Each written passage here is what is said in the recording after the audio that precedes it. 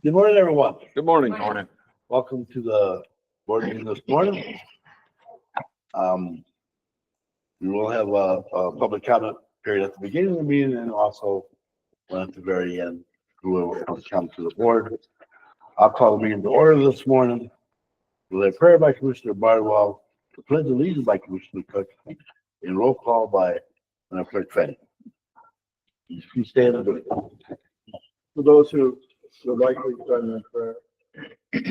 Heavenly Father, as we come to you this morning, we once again come to you. Thank you for the blessing of this new day. We thank you for the promise and the word that you renew your mercy and grace each day for each and every one of us. And we praise you for that, for each of us who need that. We thank you for the nation that we live in, for the freedoms and that we have, and peace. We pray for our leaders to be righteous in their decision making.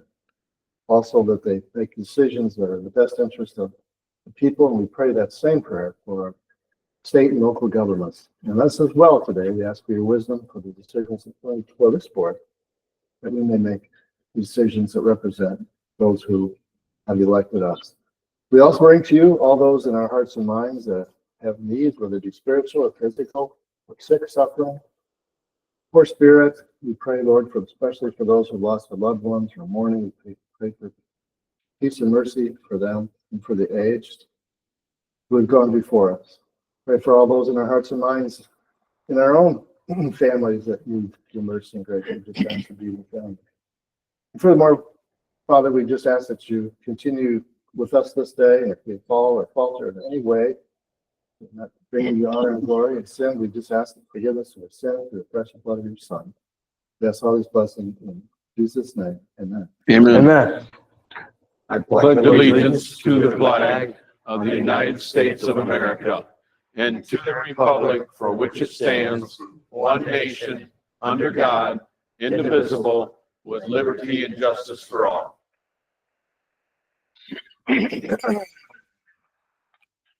Roll call, please. Thank you. Good morning, Commissioners. Good morning. Good morning. Commissioner Goodchild, Here. Commissioner Bardwell, Here. Commissioner Vaughn. Here. Commissioner Lutz. Here. Commissioner Cook. Here. You have a quorum, you may proceed. Thank you. I guess, well, 5 of us here, that makes 4. Adoption of the agenda. Anybody got anything they want to add to the agenda this morning? I have one thing, we'll put at the end of the new businesses. Erica needs to address the board on a 2024 allocation. So she discovered that she needs to talk to the board about, so we'll put that at the very end of the new business. We'll put just Erica down.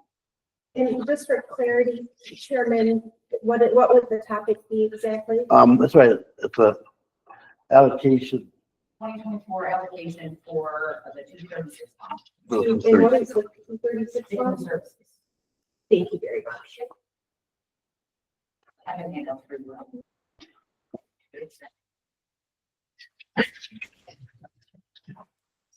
Well, then we take a motion to adopt the agenda. I'll make that motion with the addition of number 7 on a new business. I'll support that. The move by Commissioner Lutz, supported by Commissioner Cook, to adopt the agenda as written with the addition on number 7 on the new business. Any more discussion? All in favor say aye. Aye. Motion is passed. Action on previous meeting minutes. Chairman, I have a question on that from Monday. Okay. Just need some clarification on number 4 from Monday. The board minutes from the 29th, or you? On the 29th, yes, I'm sorry. The May 29th. Yeah, On the on, 29th or? no, I'm sorry, on the 9th, I'm sorry, on the 9th. Okay, so that'll be the next. topic. Oh, that'll be the next one. I thought we was gonna do them. No. Okay, that's right, you told me. Yeah, that's right. Yes, I'm sorry.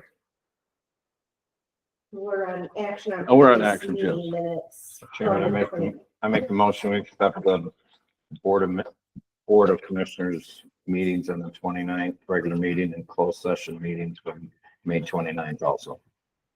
Support. The move by Commissioner Cook, supported by Commissioner Goodchild, move to adopt the meeting minutes for May 29th, 2025, regular meeting and closed session minutes from May 29th, 2025. Any more discussion? Hearing none, all in favor say aye. Aye. Motion is passed. Brief public comment. Does anybody want to address the board on anything that's on the agenda this morning?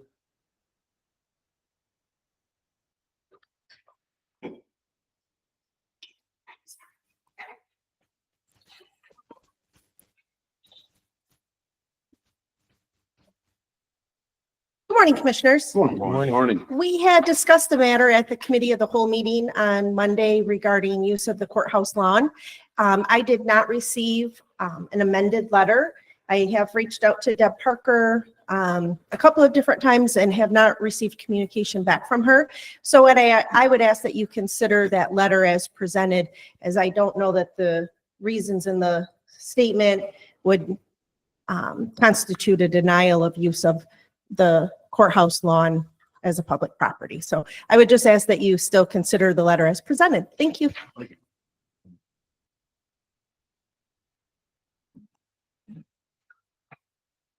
Anybody else want to address the board on anything on the agenda this morning?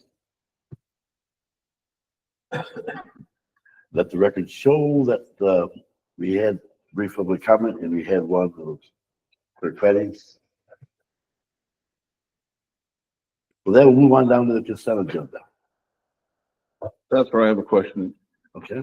On number 4, second paragraph, almost number 5 there, where it talks about Commissioner Barwell stating the Finance Committee about the clerk and the treasurer. At the end, it says the matters to be placed on Thursday's agenda. I went back and looked at the tape. I don't know if it's that's supposed to be up for the next paragraph where we talked about the sheriff and the wage. There was nothing mentioned about that being put back on Thursday's agenda for the clerk and the treasurer. So that's what I just, if we can clear that up. Yeah. Right there. Number 4. Oh, here, see that number 4. So, I believe that the matter of the sheriff and the undersheriff is what was supposed to be placed back on Thursday's agenda, not the clerk and the treasurer. Okay. all right, okay. And that's what is placed on the agenda. Okay. All right. Yep. I just want to make sure. I just wanted to. Yeah, no, that was my understanding. It was the matter of the sheriff and the undersheriff's discussion. The clerk and the treasurer was brought up, but that was not to be placed back on the agenda. Okay. All right. Thanks. You're welcome. And Chairman, just a comment, respectfully, I wasn't asked what my thoughts were on this particular matter, but I will concur with his conclusion. Thank you.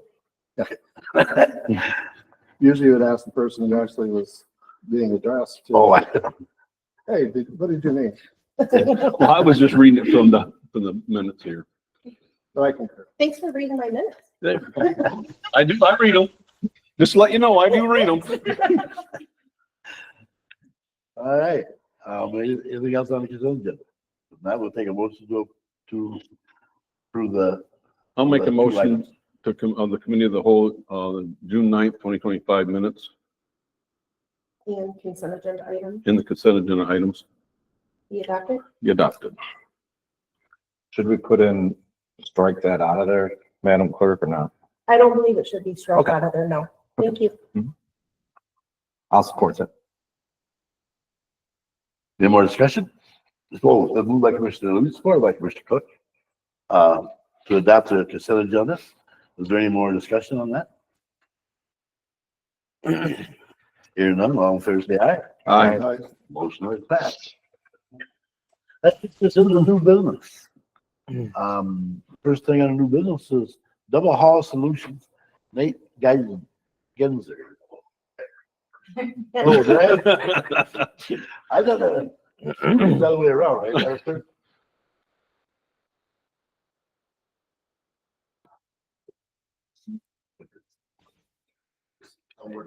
Okay. Well, while we're doing that, good morning. Good morning. Commissioners, Nate Geinzer, you're right there. I'm there. Man, I was Thank you for the invitation from Ms. Lutz to provide you a proposal to help you find your next county administrator. Let's loot, sir. Lutz, did I say Lutz? He was Sorry. almost there. Oh, gosh. He was almost Man, we there. are just going downhill right away, right? What's next on the agenda? Okay, all right. But I appreciate you having us up here, and allowing me to come here in person. With me today is Zach Szymanski. He's on my team. We're actually, it's not really on the way, but we're on the road anyway today. We're heading over to Whitehall after this for a client search today. So we thought we'd just come up through this way. So thanks for having us here. We're going to talk a little bit about who we are, the proposal that's been put in front of you, the process that we use, and then answer any questions that you might have if that is certainly your prerogative. So as we get going, what we're going to talk about, essentially, I'm just going to take you through our process and our proposal. Why am I going to go into this level of detail? And I'm not going to get into the minutia, right? But this process we've put together based on a lot of experience. What I mean by that is my whole team has been through multiple executive searches in the public sector. We also work very closely with a consultant friend of ours that will be collaborating with on this project, who's done well over 50 searches in the public sector, primarily in Michigan. And that's what we've designed this process around. We've designed it with our clients in mind, but also our candidates. Double Hall Solutions, I'm just going to skip that one. We've been officially operating as Double Hall Solutions since 2021. Time has flown by. We have a great team of people that we work with. Ultimately, for this project, I would be your lead contact. Helping us with intake is James Vitrano with Vitrano Consulting. Zach helps us out a little bit. But with some of the work that we have coming down the pike, I'm probably going to have one of my team members supporting me in the background, and that'll probably be April or Mitch. April is a 30-year experienced executive in local government. Her background is HR, so it's probably going to be her. Otherwise, it'll be Mitch, who's been in local government for well over 15 years now, I think. Tori Mathis, who will talk, well, we won't talk directly about her, but Tori is our communications person. She's the one that puts together our profiles. And I brought an example of, just so you guys can see, this is something like what we would put out for Tuscola County. We already talked about the team that's in your proposal. So let's talk briefly about our process, and we're very intentional about our process. We will spend a little more time up front with you all. If we were awarded, I'm not going to turn around and put a posting out there and a profile out there in a couple of weeks, and we're going to rush to get this job out there. We want to take the time with you on the front end to really understand your community, understand what the board members are looking for. I'm going to want to talk to your staff because I want the complete picture of who it is that Tuscola County is looking for to fill this role. So that would begin with a kickoff meeting with this board. I would consider it more of like a workshop type style. I would be having one-on-one conversations with each of you, and then you would be having a roundtable or some other type of structure with the staff. Once we get through that and I have a further understanding of where you all are coming from, we'll be working with your team, primarily Ms. Lutz, I'm assuming would be the point of contact as she has been so far. Very communicative, I appreciate it. We'll help you review your job description as necessary. I don't know the last time it's been updated, maybe it's perfect. We're gonna start working on building out that visual narrative about the community.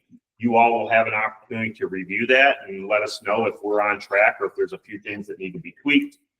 One thing that we may or may not want to do, we're gonna do what we would call a market scan, right? So we'll do a quick search online, give you an idea of where salaries are based on other positions that are posted. Where we can, we'll regionalize that, but it's kind of like a quick and dirty, like here's who's going to be competing with you looking for talent at the same time. If you have not looked at the compensation of this position in more detail in quite a while, we can do that for you. That's completely up to you. That would be where we're actually doing a deep dive into more comparables. We're looking at total compensation. We're looking at benefit structures, contract structures, things of that sort. And then ultimately, we're going to finalize everything and get it posted. So recruitment. One thing that we do not do is we don't waste our time with some of the different job boards out there. You'll see these articles sometimes where it'll say like, we had 100 candidates or whatever. You didn't have 100 candidates, you had 100 applications that came in.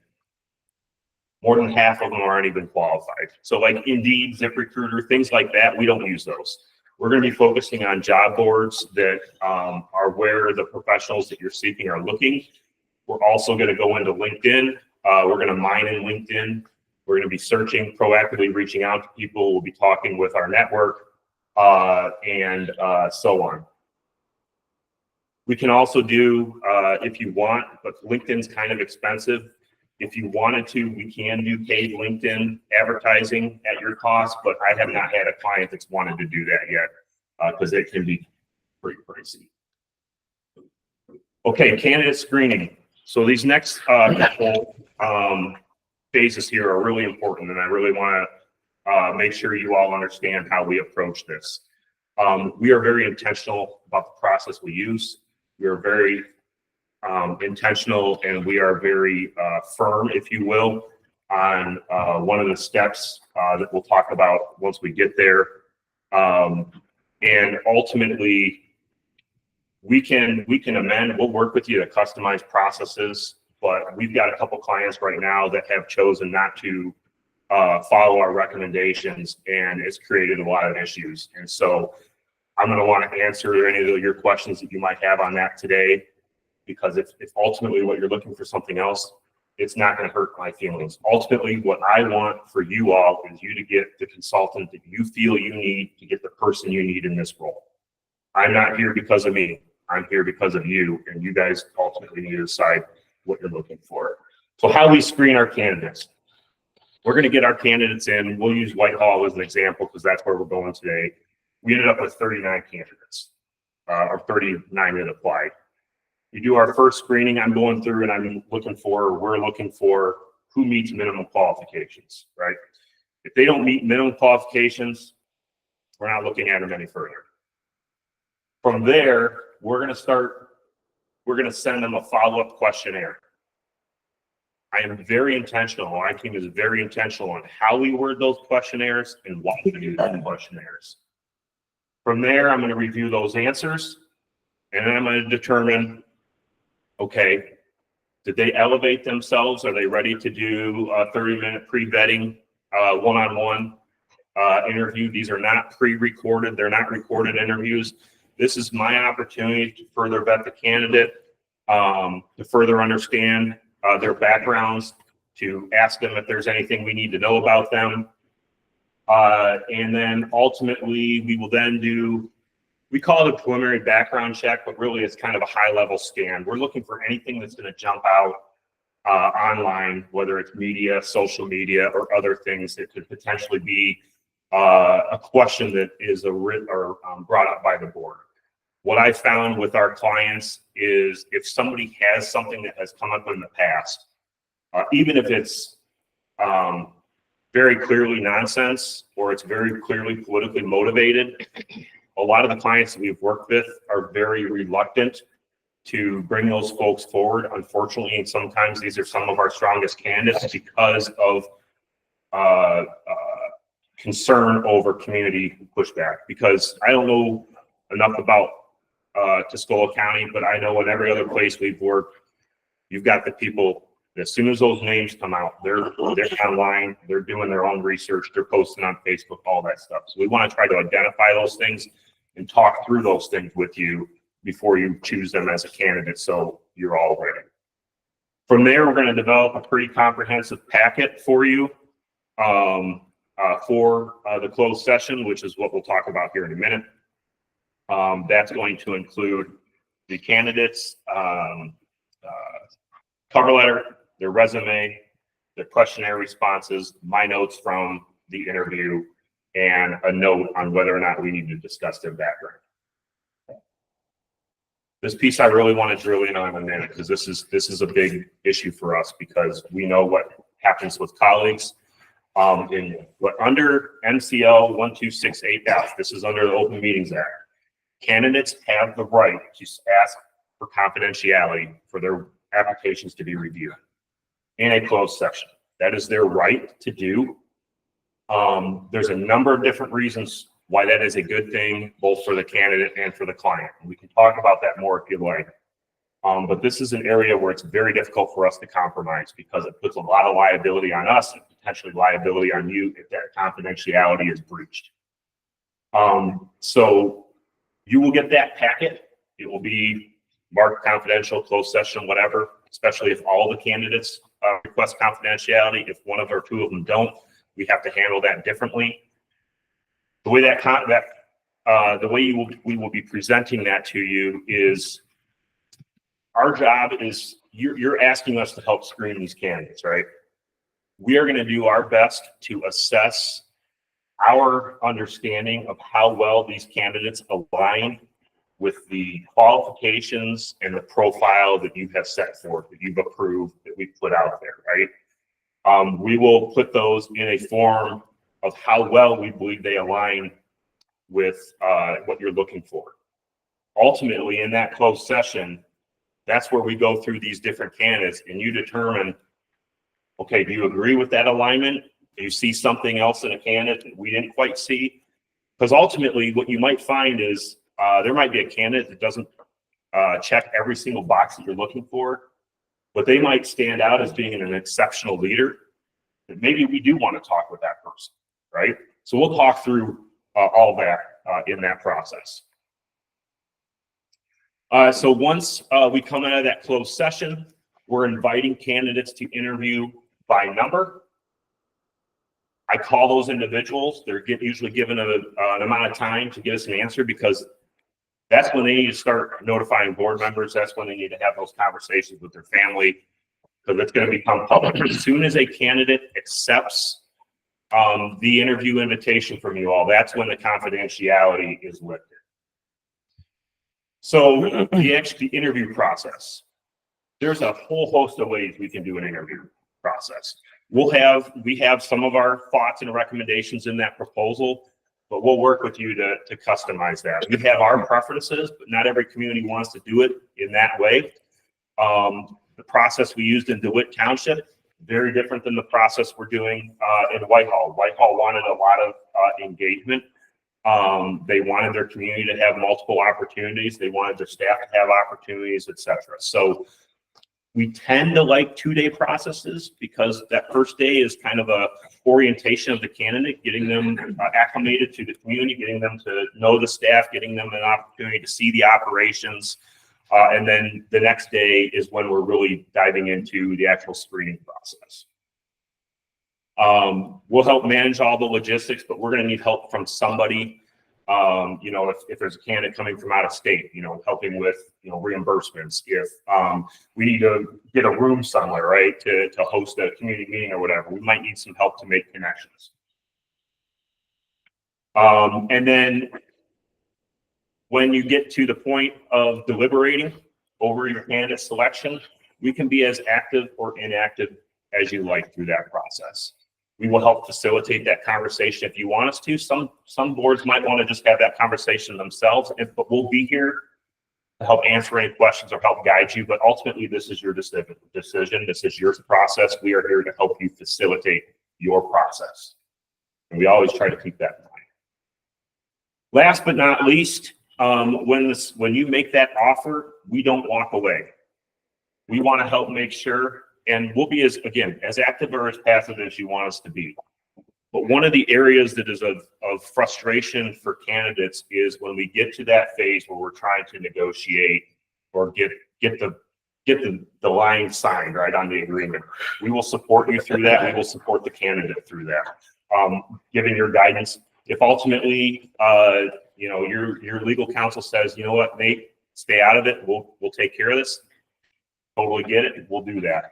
But what we found has worked really well is when we've helped mediate and help support putting together a modern agreement that meets current best practices.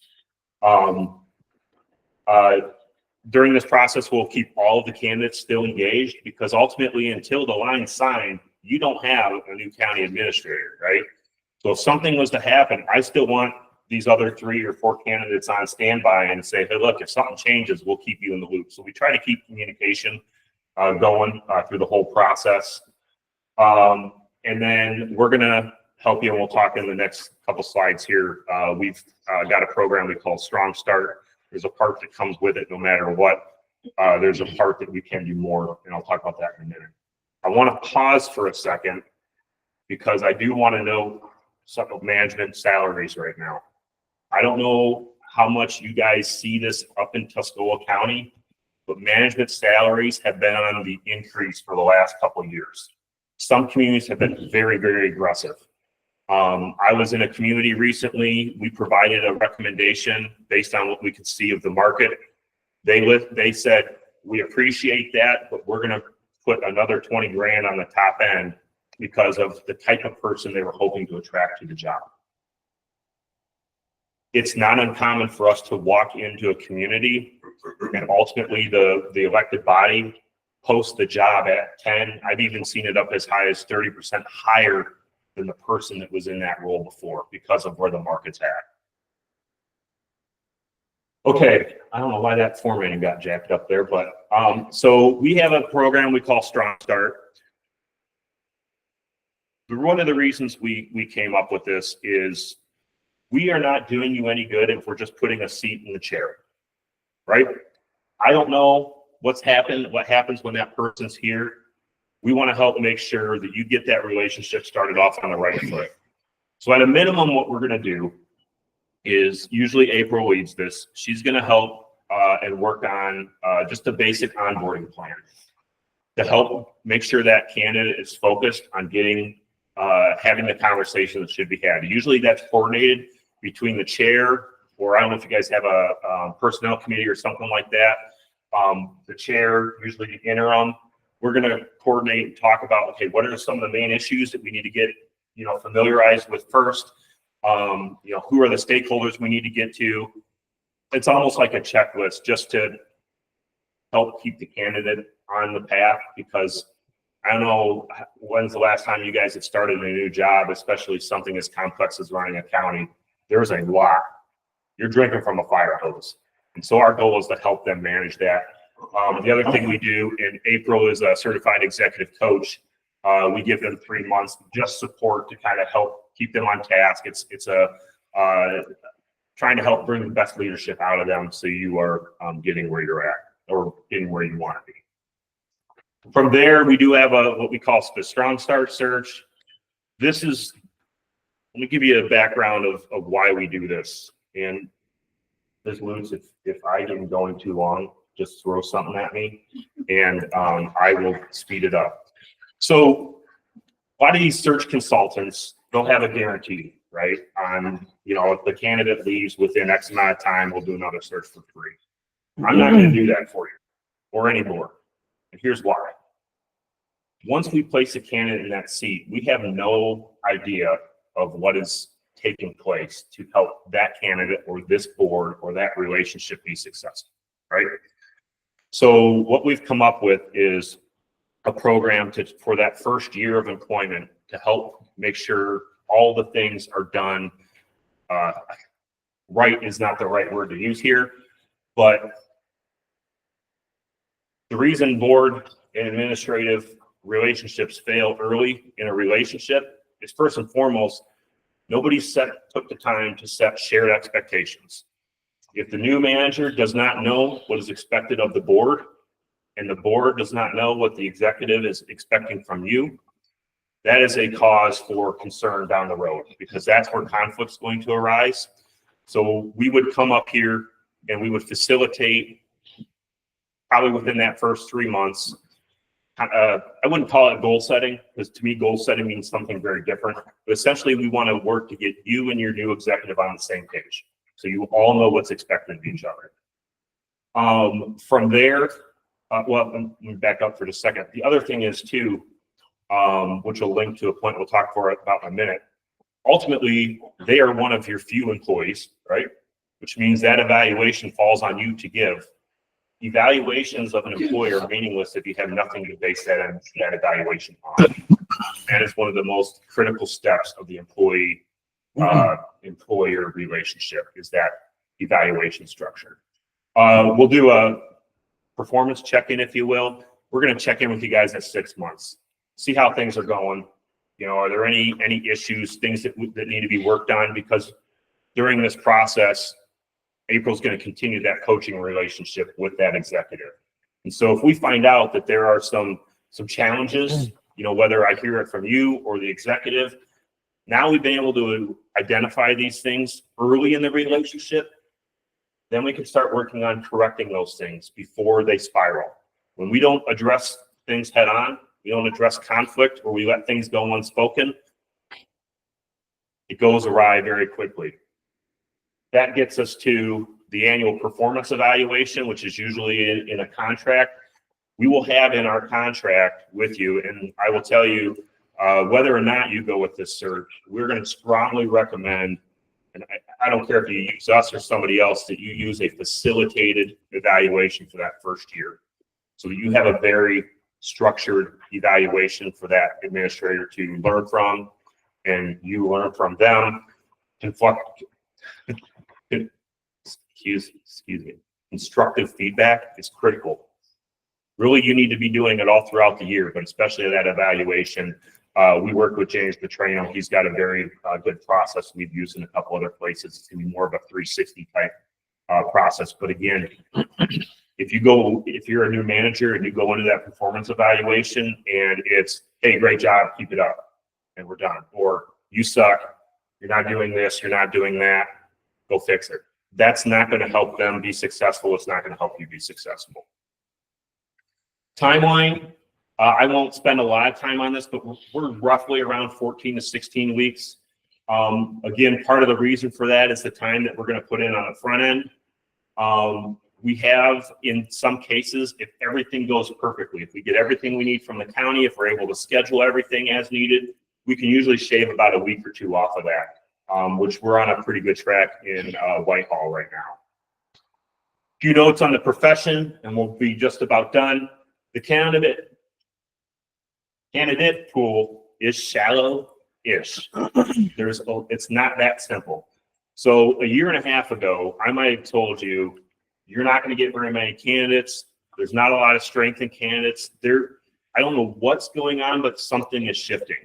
Every search that we've had recently, we've had very strong pools. But here's the kicker that I haven't seen in a while. I've been in this profession for about 20 years now. There are so many people that are looking to transition into local government that have some of the strongest leadership qualities that I have seen. And so, like in Whitehall tonight, we're going to be talking about, okay, do they absolutely need to have experience at the local government level? Because I'll tell you, I have seen numerous people, particularly coming from military type background and retiring from the military or what have you, that are looking at city management or county management, village management, township, as a potential next step because of the parallels to the work that they had done before. I already talked about the salaries. The candidates themselves, I talked about the increase in qualified, what I would refer to as non-traditional candidates. I already talked about the leaders. One thing that will probably affect Tuscola County is when the further away that we're finding that you are from a major metro region, it makes it difficult to bring that pool together because it's very difficult to pick up and relocate these days. Housing's super expensive. You've got two-person working households. So there's a lot of different factors that come into attracting people. A community's history, I hate to say it, but it's the truth. If your community has a history of being a difficult place to work, it's going to make it difficult to find the candidates. Now, there are ways that we can work through those things, but it will affect. We have a client right now, as we were going through this process, we went from 5 candidates down to 1.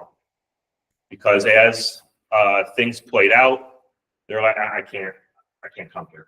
Don't align with my professional values or vision or what have you. So that'll be something we'll have to talk through, and we'll learn more about that during the profile process.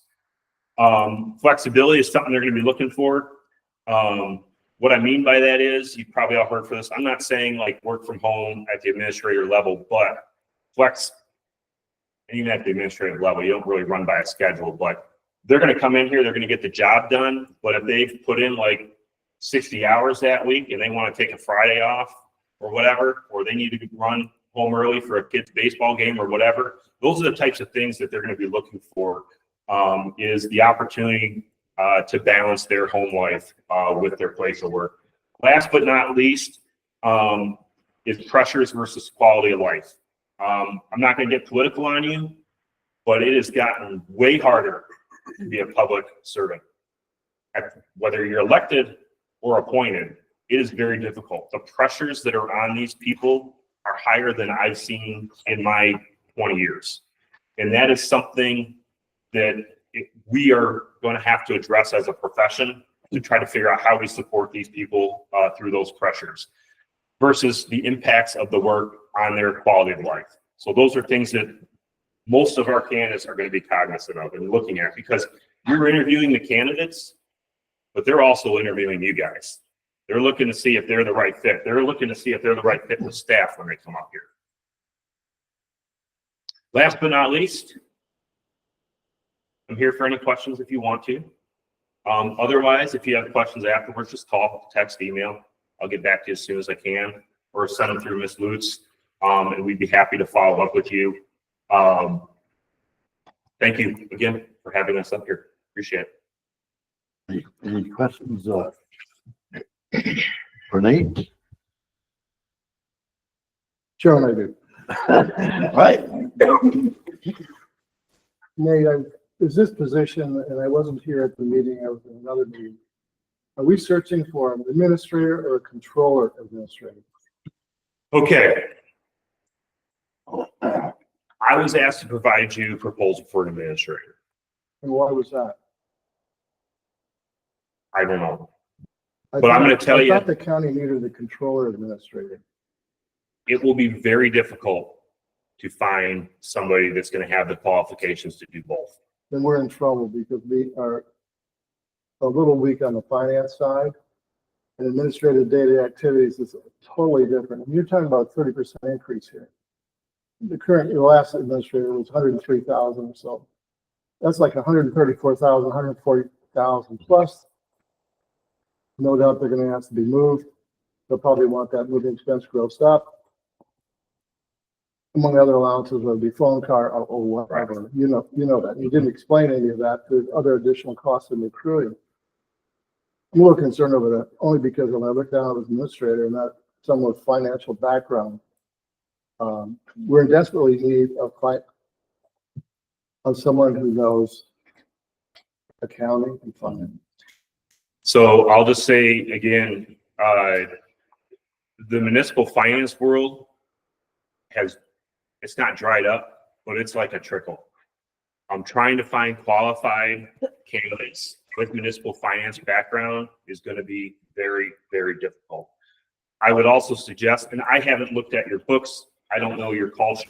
I don't know your priorities here. But you got to remember, whether it's Tuscola County or Oakland County, you're talking about multi-million-dollar organizations, very complex organizations. You have multiple sets of operations.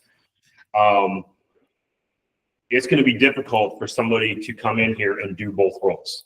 There's been communities that have tried that and found the difficulty in getting both skill sets to work. And so they went back and split them back up.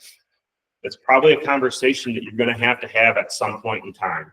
I thought we probably would have had that conversation, but then again, I wasn't at the meeting.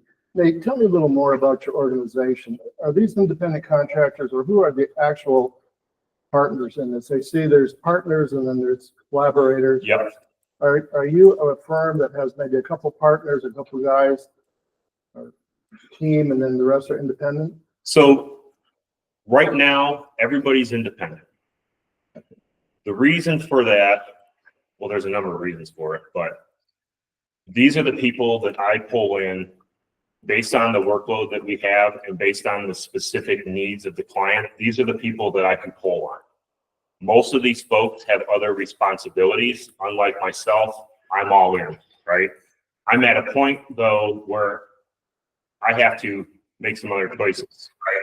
Why Zach's here, trying to expose him more to the work that we do.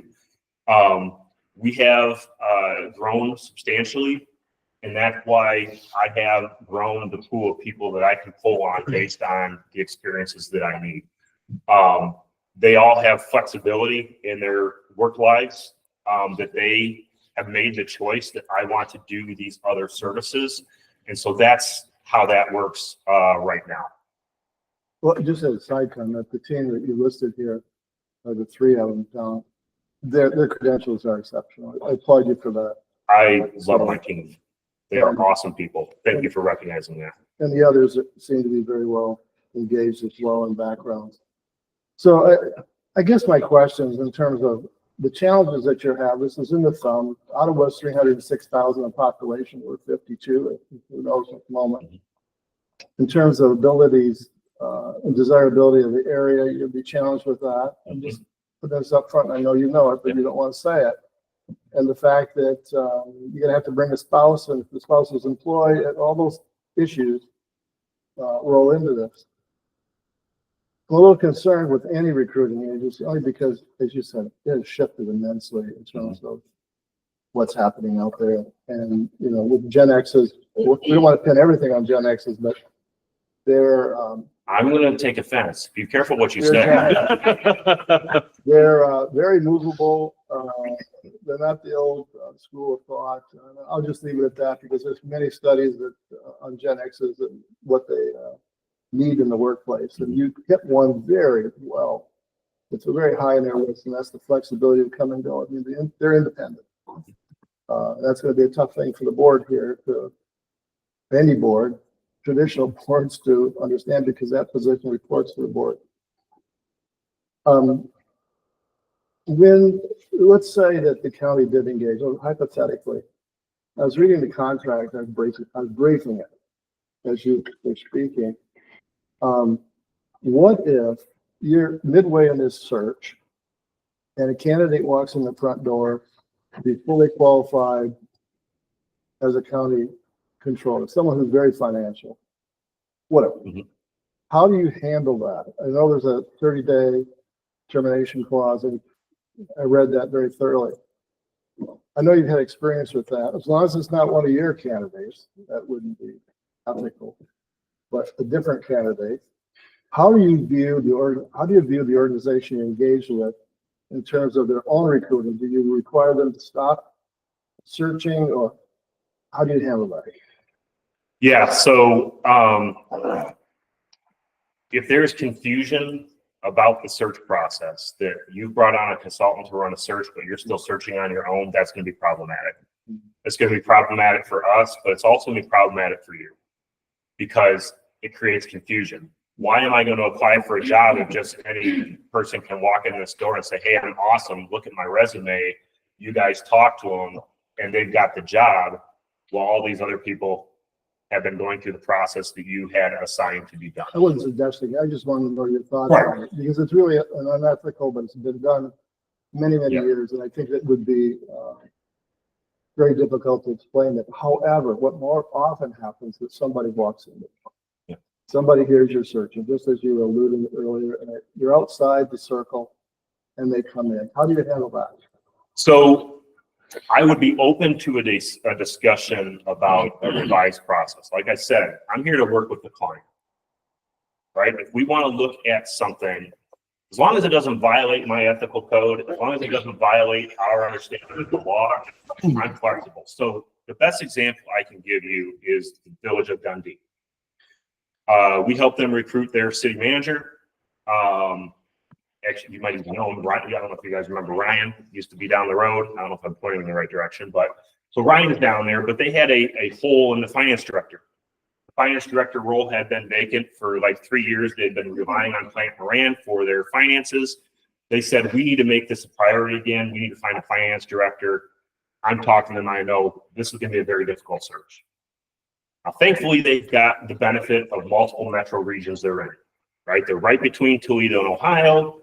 You've got Metro Detroit, not too far away. You got Monroe. So right there, they're ahead. But the way we structured that search, and I think it worked okay, was a, what's the word I want to talk about or use? Essentially, it was a, not rotating. I can't even think of the word I'm looking for, but basically, we said, okay, we posted it on, let's call it the 1st of the month.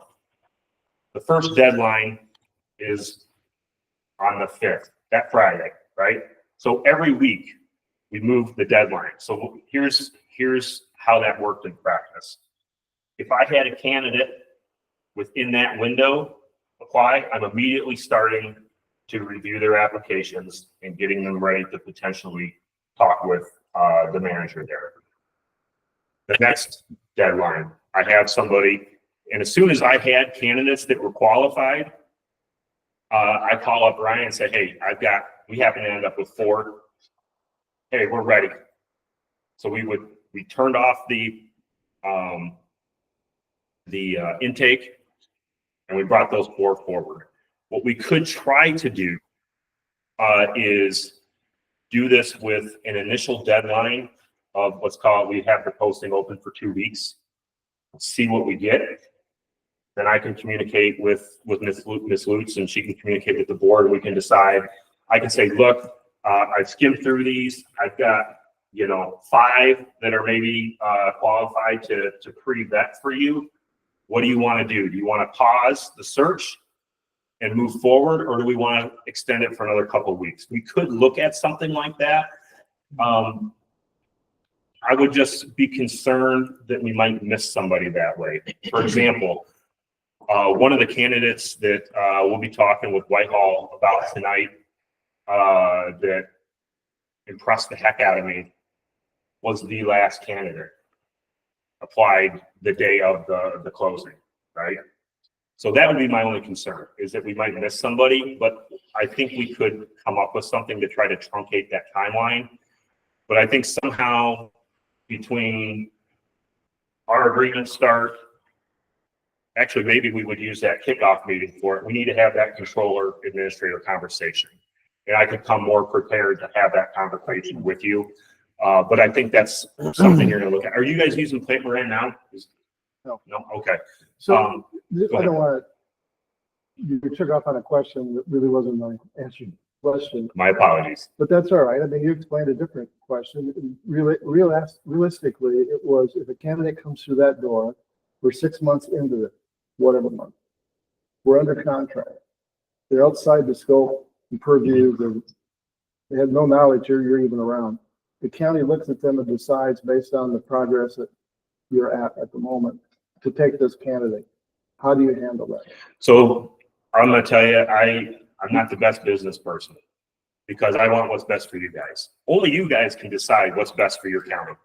I can't tell you. I can tell you what I think, but that's not my decision. I wasn't elected to make the decisions you are.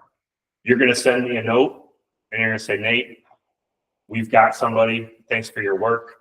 I'm gonna send you an invoice for the work that I've done to date, and we're gonna call it good. All right, that's what I was looking for, Yes. because there's not many contracts have a long. Yeah, we're actually gonna be looking at that with our searches. But I would just advise caution on that approach. But you got that, again, that's your decision, and ultimately we get in this process, say, hey, Nate, we're all set. It's not an approach, it just happens. Yeah, And ethically, it just happens, otherwise you're recruiting. right. And if you can't substantiate that you weren't recruiting, then you are guilty of Right. ethics violation, which maybe it may not be codified, but typically they are. My suggestion is, let's say somebody comes in to Ms. Lutz here and says, hey, I'm interested in the job. She's like, hey, here's the link, here's the phone number, call Nate. Here's where the application's at. We'd love to see your information. That's the way I recommend handling it. But again, I'm not going to, if you find that better serves the board and the community, I'm not going to throw a fit over it. Also, I was looking at the difference between a standard and a standard executive search and an executive search, and I'm not quite sure. Let's say that the candidate, you place a candidate, they're here 6 or 8 months. I guess I'll refer to the executive, sir, the strong start. Yep. That's it. And they decide to opt out. Mhm. They walk out. Yep. What do you do at that point? So at that point, let's use that scenario. So what the commissioner's talking about is that one of those last couple slides we had there. We've been your partner, if you will, to get this working relationship off to the right start. We've done all the right things, best practices. We've got shared expectations. We've got executive coaching. We've got these check-ins. And ultimately, they decide that they want to walk. And I'll even take it a step further. Let's say it's at 14 months. They say, this is just not for me. You guys are calling me up. So it's just calling me up. Somebody's calling me up and say, Nate, our person walked. And I don't have the language in front of me, but there's it's basically, I think it's, we'll come in and we'll redo the search. And the reason why we will redo the search under that condition is because we've supported you to have that relation. We've given that relationship everything that there can be, or that it could need to be successful. We know we've done everything we could. We know you have done everything you could. We're a lot more comfortable in supporting you and finding that next person because we know we've given them everything they need to be successful. So you would initiate through discussions, another search, or look at the candidates of the past. And then related to that, would we be back on starting over the strong start? Or Oh, where would that piece no. go? We would just be filling it. Like if you said, Nate, we really liked how that went with the first candidate, it just ended up being that this candidate didn't fit, we'd have a second conversation.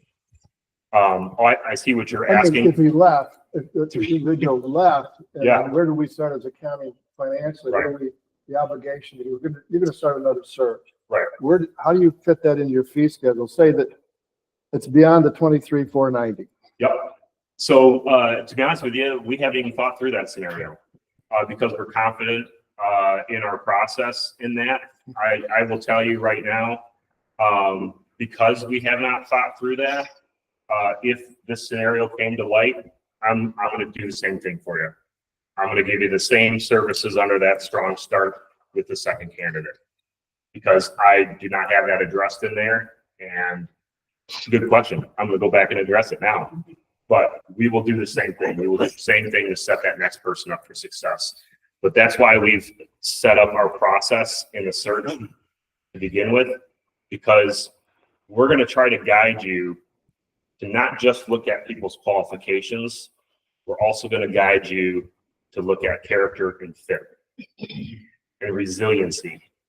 This job is not for everybody. And so we're going to be trying to help you identify the candidate that has the highest chance of success and growth with your community versus the person that can just walk in the door and do the job. The person that can just walk in the door and do the job might be the right person, right? But if they're missing one of those key things that's going to lead them to be successful over a longer term, then we're going to have that conversation with you as we're reviewing those candidates and say, you know, this is one thing that we picked up on. This is something we're going to have to be ready for and talk through. Well, I appreciate that thought and the fact you haven't thought about it, and you're very open and honest and said, boy, that hasn't happened, but we'll leave that because it's going to happen to you at some point. Do you have anybody in your team who's SHRM certified or GMP certified? Sure. SHRM? Or you're certified in consultant, any certification? So April, who would most likely be my backup person here, she is a 32-year municipal executive. Her background is HR. She still has her SHRM certification, a Society of Human Resource Management. She has her executive coaching certification. She's got another certification too that I can't think of off the top of my head. Trying to think if anybody else has any other certifications. I think Tori has something in communications.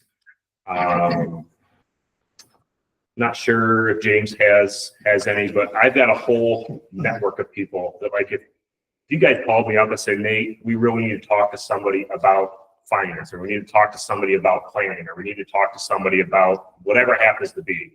If I don't already have them available, I know people that we should talk to and say, hey, Joe, or whoever it is, can you come up with me to Tuscola to have a conversation with the board? I've got those resources. I've got those connections. It's just finding who the right person would be for that.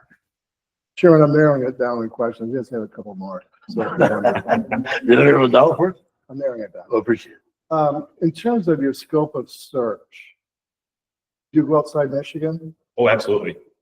So which means there's just the, I'm thinking moving expense. Mhm. Have you been involved in requests for covering closing costs? I mean, there's a myriad of things when you start recruiting that Yep. that are very commonplace, especially long distance recruiting. How do you handle that? So that's all part of the contract negotiation. We will have during our, before we even post the job, I'm going to want to learn from you. Are you open to that? Because if a candidate knows that you're open to supporting some level of relocation, we don't go into detail or anything like that. We will note that on our job advertisement. Yes, that can be one of the triggers that says, okay, yeah, we'll look at that. But it's ultimately going to be part of the final compensation package. Because let's say you get a rock star out of, I don't know, Montana or something, and they say, we want you to help us close on our house and move us across country and all that. Well, then maybe the starting salary is a little bit lower. And then we're going to look at the compensation at that 6 month or 1 year interval. The one that we had recently, they just asked for a small moving stipend to help them get from one place to another. Thankfully, they were able to sell their house and get a new house. The timing, it was very difficult, but they made it work. But that one was just looking for moving. A lot of our other placements recently have been within the region, if you will, within driving distance, so it hasn't been an issue. How does your firm, or have you experienced spousal assistance in job? That usually comes up at some point. I personally have not. That would be a question I would pose to James. He's probably come across it potentially, or knows somebody who has. I would ask one of my peers if they've come across it. I know when you're recruiting, no doubt are discovering constantly new requests of related to moving and Yep. positions and items of that nature. Well, think about it's a big risk, especially as it becomes more difficult to work in the public sector. You know, especially if somebody's going to pick up and move, and with housing costs the way they are, and they come into an environment that might be a very difficult environment to work in.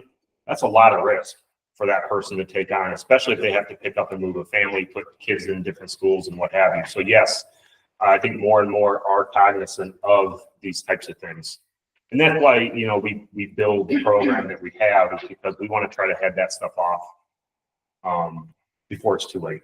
Because you don't want to be a revolving door. Once you get labeled as a revolving door, you're going to have a very difficult time bucking that trend. Do you also engage in helping the spouse if needed? Typically, they'll ask about the schools, the environment, the area. Do you incorporate someone in your team, incorporate that?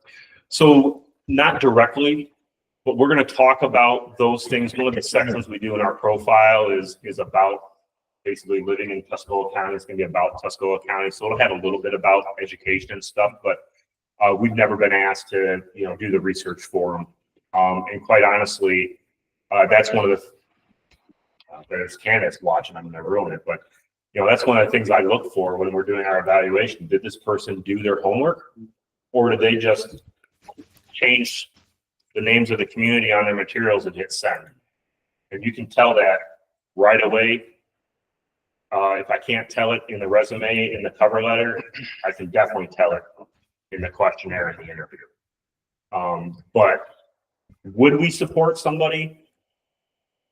I don't want to say yes or no, because most likely I'm not going to know the area.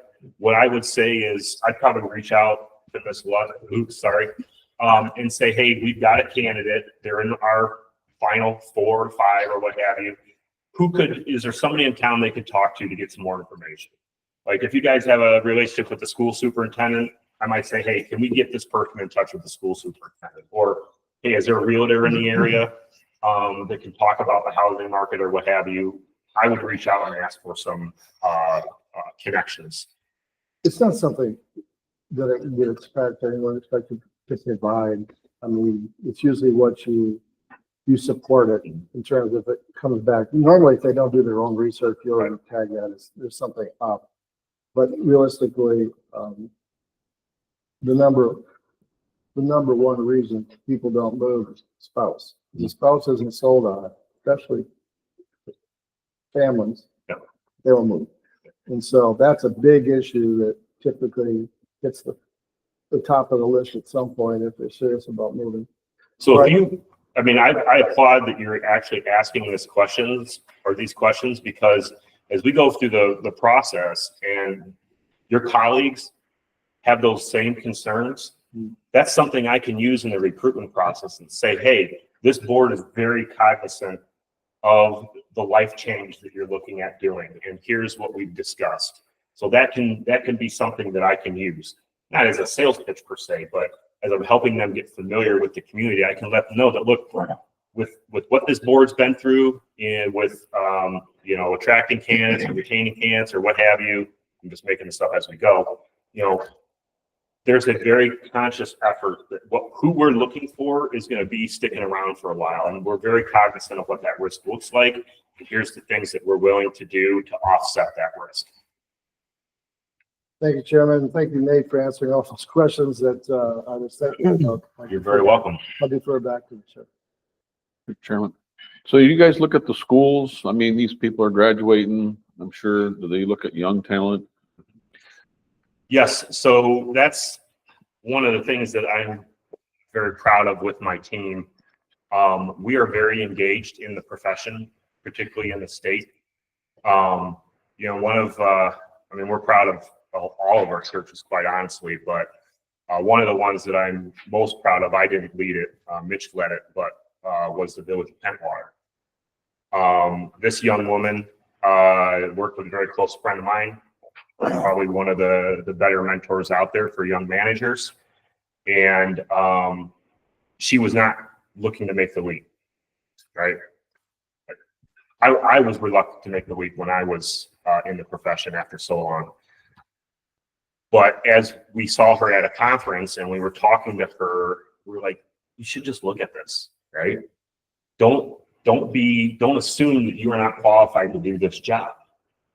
And so particularly, that's one of the other reasons we came up with that Strong Start stuff, is because that gives an opportunity for that person to have somebody to lean on and help guide them through the tricky stuff.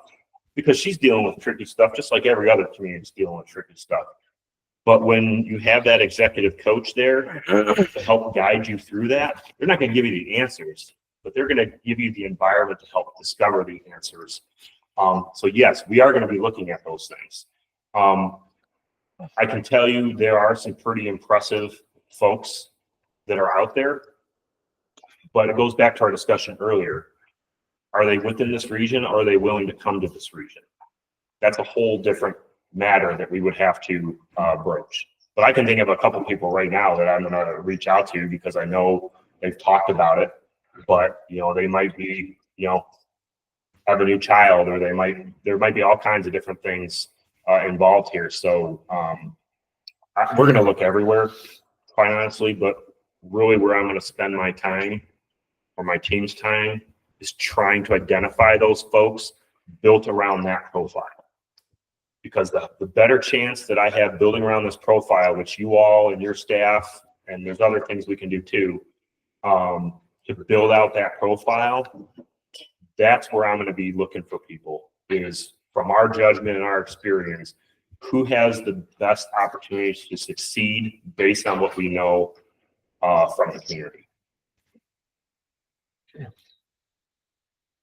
Lane, we appreciate you coming in this morning. Absolutely. We did have a little bit of issue last with our last patrol, make sure that we had, but for that, They're both here over 30 years. Yep. So, there's stability here. So we're kind of a new territory. We can use that. We're a little bit of a new territory because I guess the two previous ones were here for both over 30. So Yeah. And it's, and that's part of the challenge, what we were able to do 30 years ago with people, it's the numbers are not there. And so it's a lot harder to find that unicorn. And so, I appreciate the time. If any other questions come up, get them to Ms. Lutz, email me directly. I'd be happy to try to address them. If you need support in having that conversation about controller versus administrator, let me know. I'll help you through that. I'm not gonna charge anything for it. Just let me know. We're here as a resource. Whether you use us for the search or not, you're not hurting my feelings. You guys make the best decision that you feel you need to make for this community. Thank you. Thank you. I would like some clarification just for a minute. Sorry, Andy. Oh, no. So I was looking back at our emails when we were introduced, Aaron Stevens and Rod Taylor did the introduction. The request was for a controller administrator. Okay, so if that's the approach, my bad. We will do that. If that's where you want to go, but I would still come to you, like if I did not let that slip through my mind, I would still be coming to you and I would be suggesting to you that may be something we need to talk about, especially if we get into the search process and we are finding nothing even close to that. I'm going to be coming in and say, we have to have this discussion. So that,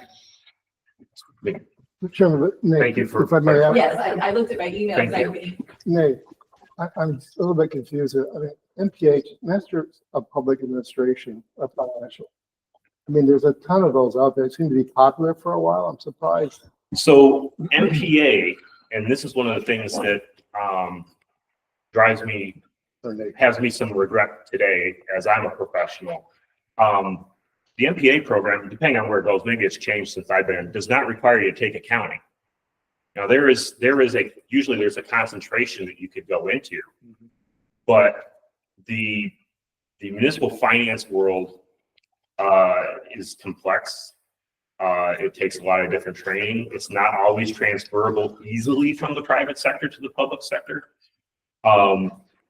If we were going that route, where I'd be focusing on is I'm going to be focusing on those finance directors that might be ready to make the jump. But one of the challenges is if somebody is in a good, secure environment and they're still feeling, valued and all that, they're not going to jump for a couple bucks, right? I had one candidate that it would have been a $50,000 raise. They weren't going to leave because where they were at was stable and they were valued. But to that point, I'm going to be focusing on looking at directors that might be ready to make that transition. And then if we have trouble doing that, I'm going to be calling up you guys and say, hey, we might need to have a conversation about this. I don't want to take up too much more of your time. I'll ask you a follow-up information about your last experience and how that went, because that'll give me a little better idea of, so. All right. Thank you, Nate, for Absolutely. Appreciate the opportunity and Thank you. opportunity to drive through the rural country there. I miss it. all right. One number 2, Michigan Leadership Institute. Ted. Good morning, everyone. Can you hear me? Ted, yes, sir. Okay, good. Well, thank you for this opportunity.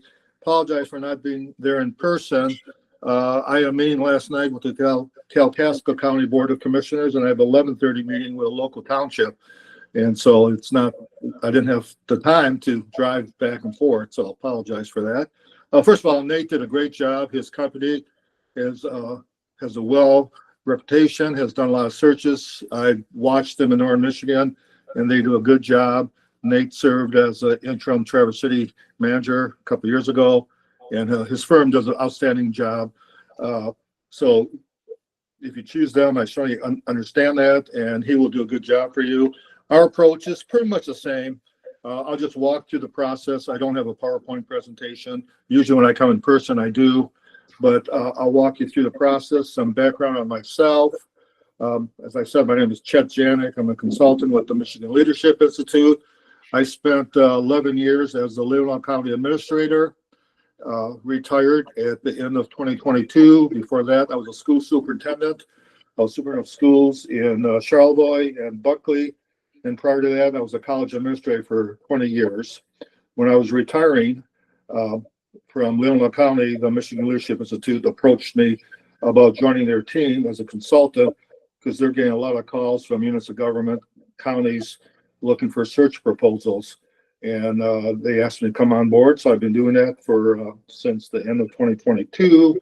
I personally have done searches the last 2 years for Cass County, Branch County, Kalkaska County, Leelanau County, Missaukee County, and Marquette County. I also done a few township and villages searches for them. Background about the Michigan Leadership Institute. It's a nonprofit. We all retired leaders. Most of us are retired superintendents and county administrators. I focus on local government. We've been around since 1998. We are a nonprofit as part of the Genesee Intermediate School District. So we are a subgroup under that umbrella. We're all part-time employees, and therefore a lot of questions always come up why our fees are so much lower. We are doing this as a service to the community. We're all retired leaders, and we felt there's a need to provide services at a reasonable rate. So that's why we're doing it. Let me walk you through the process that I normally use. And it's pretty much the same as the one that Nate explained. So normally I would come in, if I'm selected, I will be the consultant. I would come in, meet with each of you personally to get your background on what kind of candidate you're looking for, because I think that's critical, because every county is different. Every county has its own need. There's a joke among county administrators that if you know one county administrator, you know one county administrator, because we're all different backgrounds, as you well know. Some are controllers, administrators, some are just administrators, some are administrators, CFOs. So every county has its own unique structure. There's 75 administrators in the state of Michigan. Some counties do not have them. So step one is I would meet with each of you personally, review what you perceive to be the qualifications of your next controller administrator. I would meet with staff people if you wish. Sometimes I meet with community leaders to come up with a profile. That usually takes a week or two. Then we post the job. I usually post it for 4 weeks. I have a pool of candidates that I've worked with the last several years that sometimes are not selected for positions, but are still interested. I would contact them. We would set up a marketing campaign. Usually I like to post the jobs I set for 4 weeks to give candidates a chance to look at the options, talk to their spouses, see if it's a good fit. One of the things that I think is critical, and I like to do it when the posting comes up, is set a salary range. Out of fairness to you as a board, out of fairness to the candidates, they need to know what the range is for the position. It doesn't make sense to go through the process, interview candidates, and find out that you're $50,000, $60,000 apart in your expectations. And that causes frustrations on both parts. So all I could do is have a firm discussion with the board, make sure they have the salary range and the expectations for the position. In terms of other compensation, like Nate talked about, movie expenses, allowance, vacation time, personal days, we try to work out a range of that before the actual interview process.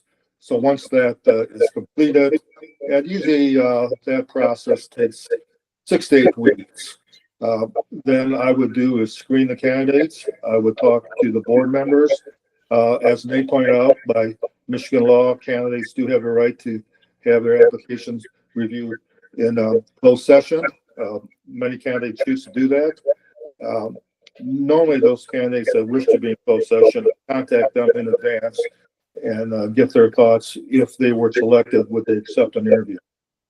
By state law, they have the right to be confidential until they accept it. And so I work with that process. We would come out of closed session, would identify the candidates you wish to interview. And then what I would do is I would help you set up the questions. I have a sample list of questions I would review with you to make sure you feel comfortable with them. A lot of times they are personalized. with Cass County, which we just completed last week. I worked with a team of people, and then we came up with questions for round one. I'm a big advocate that after you do round one, you really need to do a round two of the finalists. Usually, for round one, we usually interview 4 to 6 candidates. One group, one board chose 8 candidates. But usually it's 4 to 6. Get the list down to 2 or 3, do background checks on them. And the second round is more of a dialogue where you can interact with them more, do follow-up questions from the first round, ask them about their thoughts about specific issues, how much research they've done on the county. See if it's the right fit. A lot of people have the right technical skills, but just not have maybe the right personality. Someone that could do a great job in Marquette may struggle in Tuscola County or in Cass County or Branch County. So each county has its own unique perspective.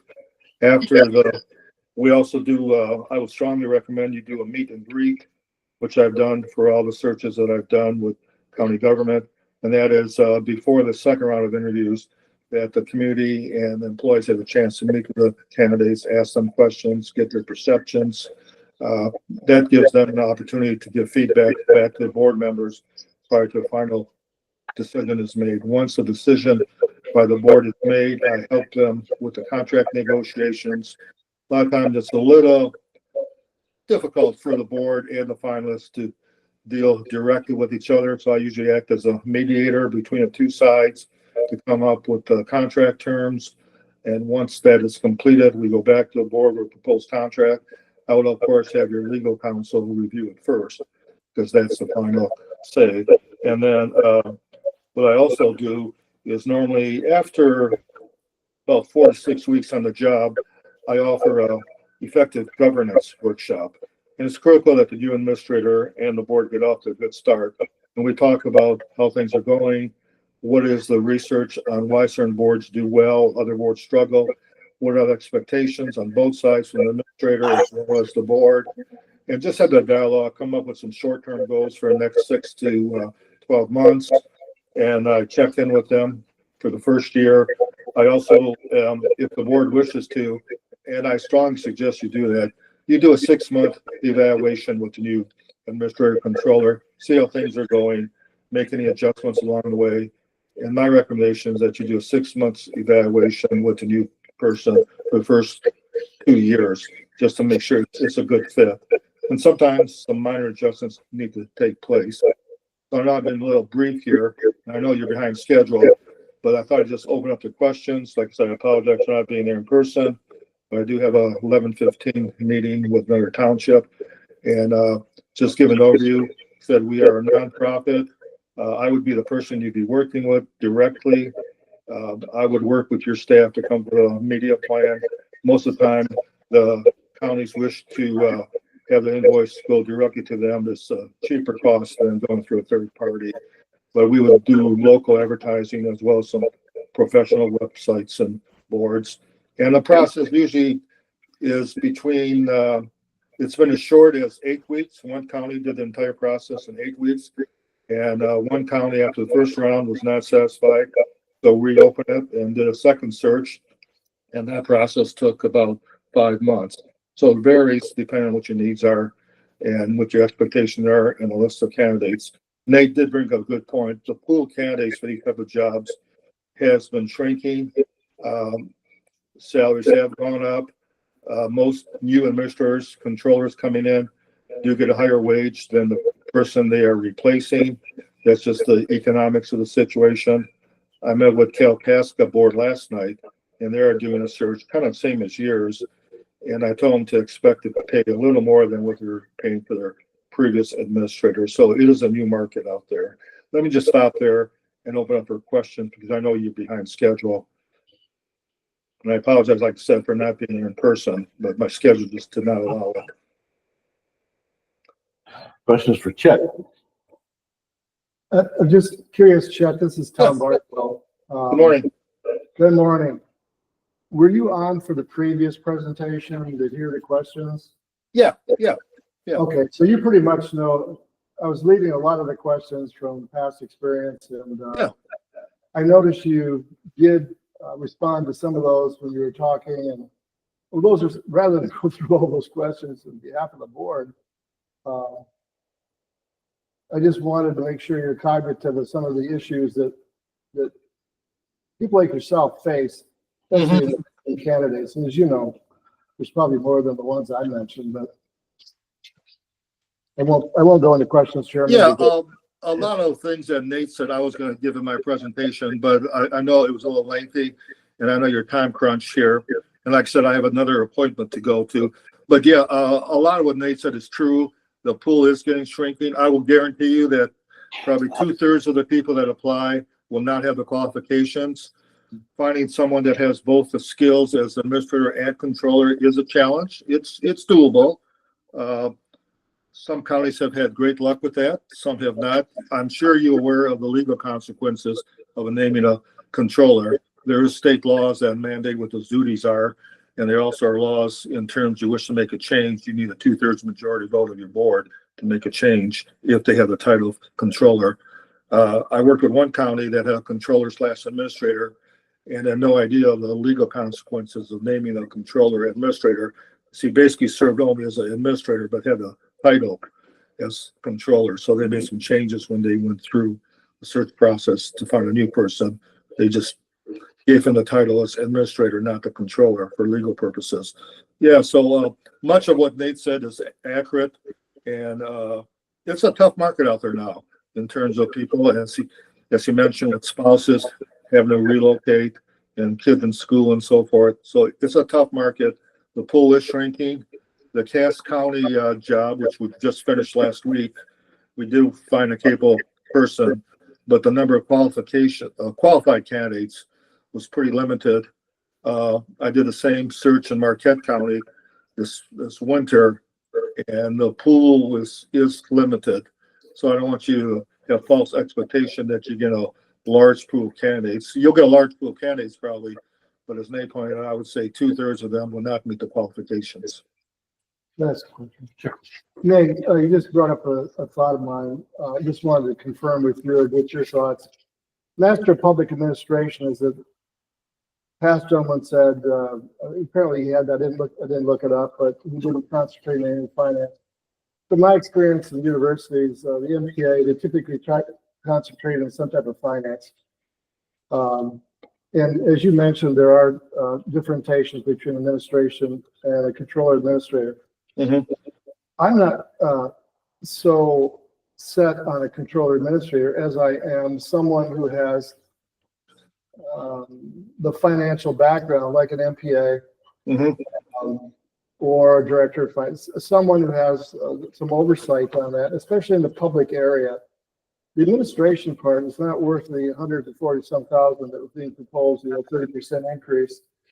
And so the question is, and perhaps you haven't bumped into it yet, what is the market for MPAs or the types of individuals that, counties need? They need some financial oversight. And being a small county, we don't have a huge administration with a lot of financial people. So what are you thinking? Well, I can tell you, your question is pretty much the same as what Kalkaska and Nausauqua County went through. They were looking for an individual, same type of skills that you were looking for. They called it a CFO. They called it administrator/CFO for legal reasons to get away from the Controller Act. There's some issues with that too, but also the market is not great. In Kalkaska, we're fortunate to find someone that had both skills. He was from South Carolina, but his wife was from Michigan. And so he was interested in the position, and we were successful there. But we had to do the search 2 times, because the first time we did it, got a pool of candidates, interviewed, got down to finalists, and we were just not pleased with the quality. And I told them, don't rush through the process. Don't hire someone just to hire someone, because this will have consequences for many years. So we redid the search, we opened up, kind of changed some of the salary structure, and we're successful this time getting the qualified candidates. But it's a challenge finding someone that has both skills. All right, And thanks. as Nate pointed out, sometimes you need to look at people with unique backgrounds and different skill sets who may have strong areas and maybe finance and not so much in administration, but have the ability to learn. You know, a lot of the job is common sense when it comes to the administrative part of it. And it has to be a good fit from a perspective of their personalities would fit well into your region. Someone may do very well in Marquette, but struggle in the urban areas too. So I think that's a big factor to find the right person with the right skills, but also the right personality to work in a region such as yours. So it's kind of a generic answer, but it's a tough, these type of jobs, they're getting fewer and fewer applicants. I did some searches for villages and townships. The number of qualified candidates is shrinking. The number of candidates has been high, but a lot of those people just don't have the qualifications or the background. Thank you for your answer. Back to you, Chairman. Any more questions for, Chet? Chet, we appreciate you coming in here this morning. Yeah, like I said, I apologize for not being in person and being brief, but a lot of what Nate said, I would agree with that, in terms of the process, the skills, we kind of use the same format, the same schedule, we do training and so forth. Obviously, Nate has a whole professional team that does it, and the cost obviously is, reflects that. But we are, like I said, a nonprofit. We're all retired, and we're doing this more of a service call for the region and state of Michigan. Like I said, I've done 6 county searches myself, and I was a county administrator for 11 years, so I know what it takes to get the job done and what type of skills that are required. Thank you, Chet. We appreciate it. And if we have any more questions, we'll get back with you. All right, and best of luck. Thank you. All right, thank you very much. Bye-bye. Now, we heard from both, again, my, this is what I'd like to see is maybe next week, we'll, have another committee meeting, emergency meeting with just this discussion, where we can just spend a little time just having this discussion, talk about the office, talk about what we have over there, what we need, what we're looking for, and make a decision. So I'll maybe like Wednesday or something like that, if that works for people, to have a special meeting just on this topic and talk about where we're at and put our heads together and say this is what we need, this is what we need to go after. And it gives a chance for this to sink in a little bit, gives a chance maybe for commissioners to stop in and talk to each other in the office and see how everything's going there, what struggles, what they need, and just have a good conversation with them, just on the subject. Wednesday would work for me. Yeah. Let's, I'll vote you like this. As long as it's early, 8 o'clock. I'll say more like. You want to do it earlier than that? I can do it earlier. I think you're an early riser, so maybe we can get in there early. I barely get here before 8. But I'm thinking 8 o'clock on Wednesday. Can we, that clerk can make that possible. Yeah, so June 18th, 8:00 a.m. for a committee meeting. The committee meeting. Yep. And Wait a minute. What time? 8 o'clock. I can't be here that day on the 18th. I was looking at the wrong week. I'm sorry. Let's I could do the 17th. Tuesday. Yeah. How about Thursday? I can do the 19th. That's a holiday. That's a holiday. Oh, that's right. We got two. Sorry. We can't do Friday either because that's the health department. Monday? We just do Monday? Monday works for me on the 16th. Yeah, I'd rather do it, earlier than later. Matt, does that work for you? Monday at 8 o'clock don't work for you? I want to be done by, I'm gonna be back at 10. So we can. I think we could. 7 o'clock on Monday? I was just pushing. 7:30? I don't care. I don't care either. I can do the 16th. Or 7:30 maybe. The 16th in the afternoon work for anybody?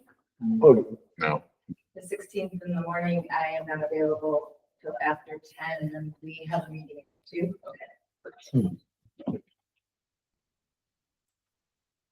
Okay. okay. The 18th, I have a doctor's appointment. I just can't miss that Make it one. whenever. And if I can't be here, that's fine. That ain't good. We need to- I'm sorry. I think we all need to be, it's pretty, if that's all right. What's Friday? You know, Friday, me and Vaughn have the health department meeting at 8:30. How long does that normally last? Till about 10 o'clock. How about, does that work for you, Matt, after 10? 30 at Friday work for anybody? No. No. Hey, everybody's disappointed. We're busy. I can't do tomorrow. Tomorrow's Friday. No, we can't do tomorrow. Me and Matt has, we have, Michigan work. Michigan Works tomorrow morning. Well, And if we don't show up, they don't have a quorum. I tell you, I don't know what we got coming down the pike for the next committee, of the whole meeting, but I was trying to get this for this was our subject. Talk about, without getting into a lot of other stuff going on. If we can do that, maybe it's the next committee, of the whole meeting. The 23rd is our next Yeah. committee of the whole. It's hard to say, Shelley, I know that right now. We don't know what's going on. As of right now, it's light. There's a lot of time. Because I think that, like I said, we're just focused on the subject, we get some good conversations. We'll do it on the 23rd. I didn't want to wait that long, but, yeah, before that, it's got to be on the 23rd. So I guess we'll just wait till. I think then we just look at the agenda and anything that from the 23rd that maybe would normally be on a committee, if we can push that possibly to that Thursday, Yeah. we can dedicate more time on the 23rd than to this. So I think it's just going to be some agenda management for that week. Good idea. Okay, We'll just, and, as Shelley's reviewing those matters, I would say to try and keep that light. yeah, if it's not an important or urgent thing, we can push it off. Because you can't make a decision that day Anyway, anyway. right. And so if it's anything that's a presentation. that's why I was trying to anyway- make it a committee meeting instead of Right. committee of the whole meeting. Yeah. This case, this is a head debate, Right. Unless you do it in the evening. Yeah, let's do it now. And again, I can adjust my schedule anytime, so so if anything changes, but you know what I'm saying?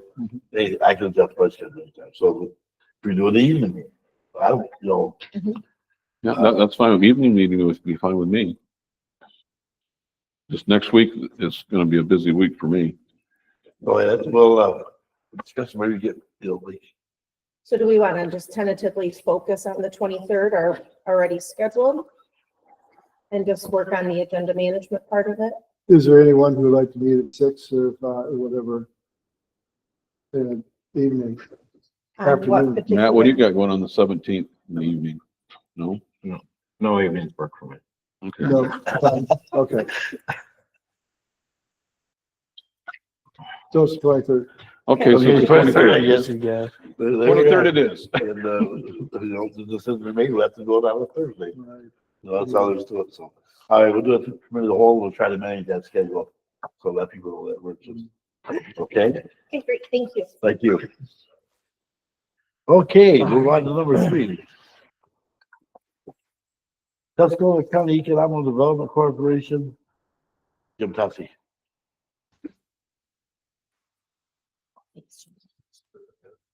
Thank you. Thank you very much.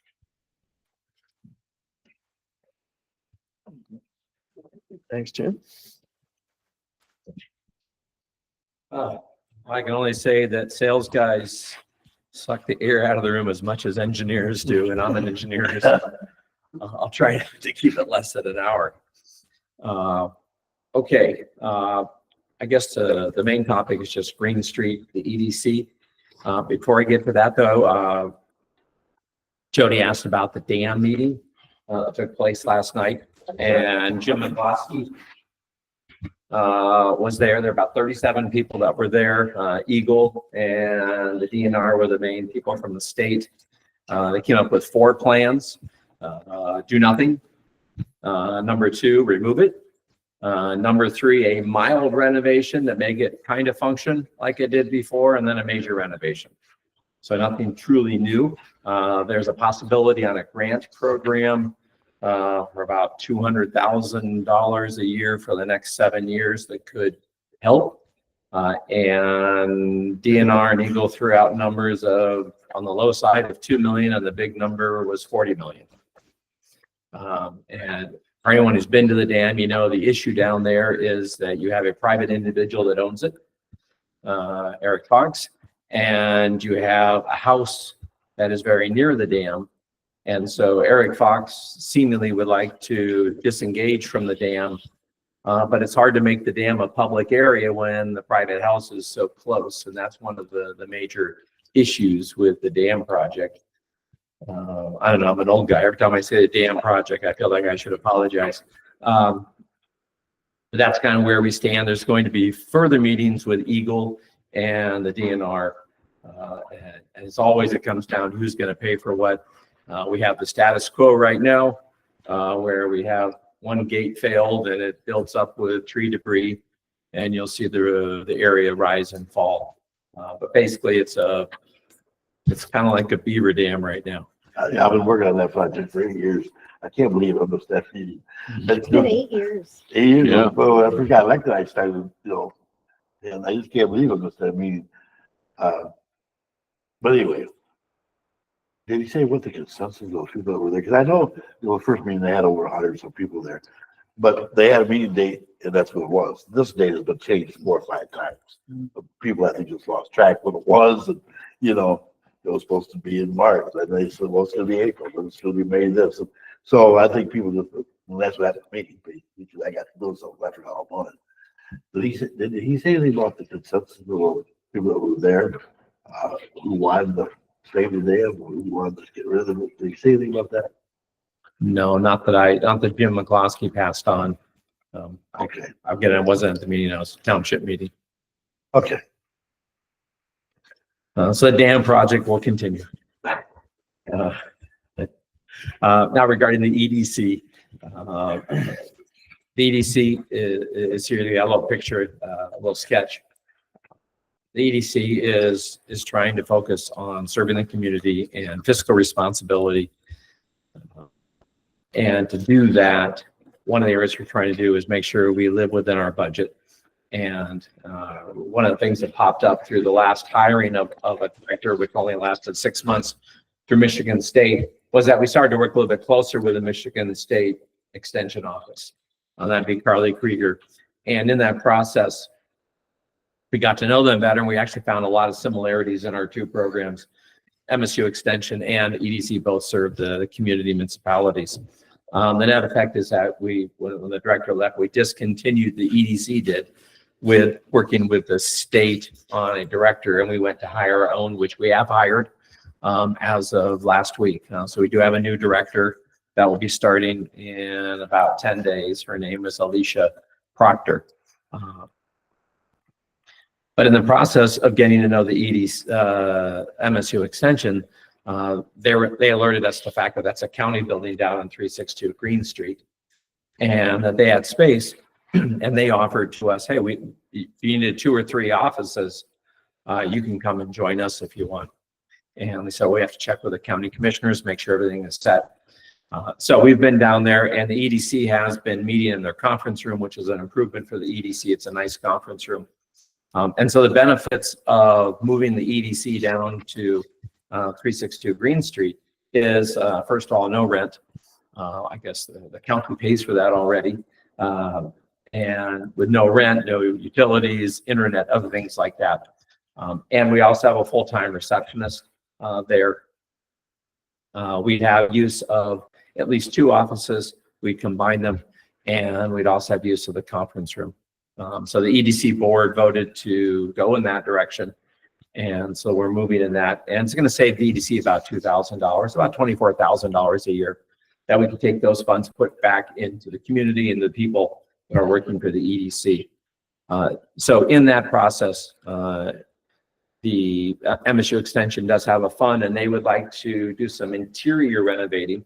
The building's evidently in somewhere, maybe the 70s, 80s. It has prefab panels. They're usually 3/4 high, which means you can hear over them and such. They're not really private. They're more like partitions. And so Carly Krieger asked if we could do something, if we're to make the EDC offices better, if we could actually work on their offices. And she basically said, if you can come up with 50% of the money, the MSU extension can come up 50%. So we have some donors on the EDC side. So really we have a $0 request of the county commissioners to allow interior non-structural, remove the prefab partition walls on some of the area and replace them with more fixed structures that are private with doors. And it would have no cost to the county commissioners. So that is the request, if we can do interior remodeling in the county building. Chairman? I- Oh, go ahead. Go ahead. Well, I have a couple of things. It is a county building, again, and any other commissioner, correct me if I'm wrong. There's probably, I believe, let the EDC move down there. This county board needs to make a motion for that effect, that we're allowing you to move into that building for one, since it is a county building. I believe it's up to this board if that, I'm not saying that I'm against it or anything like that. It's not. Just to do it right away, I think the board needs to move on that. And as far as the renovation on it, of course, this board has to approve that renovation, but again, then all the, exactly what you have to do would have to go to Mike Miller. Mike Miller would have to send out requests for bids for the project. If we follow county policy, I guess, tell me if I'm wrong.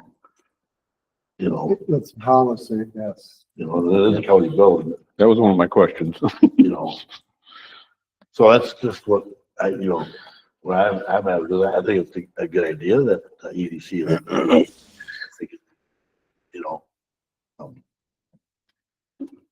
save time, save money, and save everything else. I think it's a good idea. I think the renovation is good, and I don't know if you stay for a while to do this for a while anyway.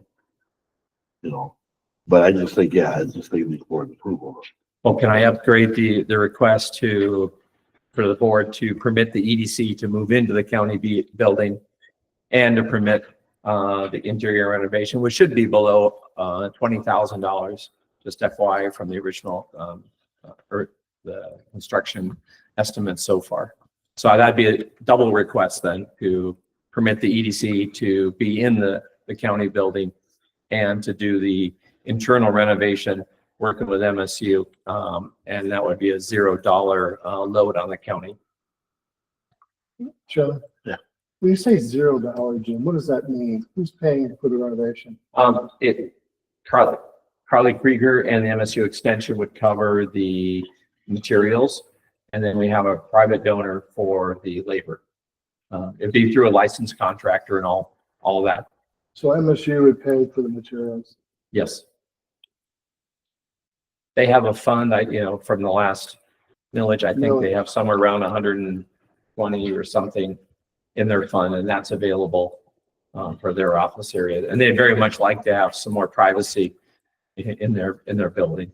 And there's no restrictions on that fund that you're aware of?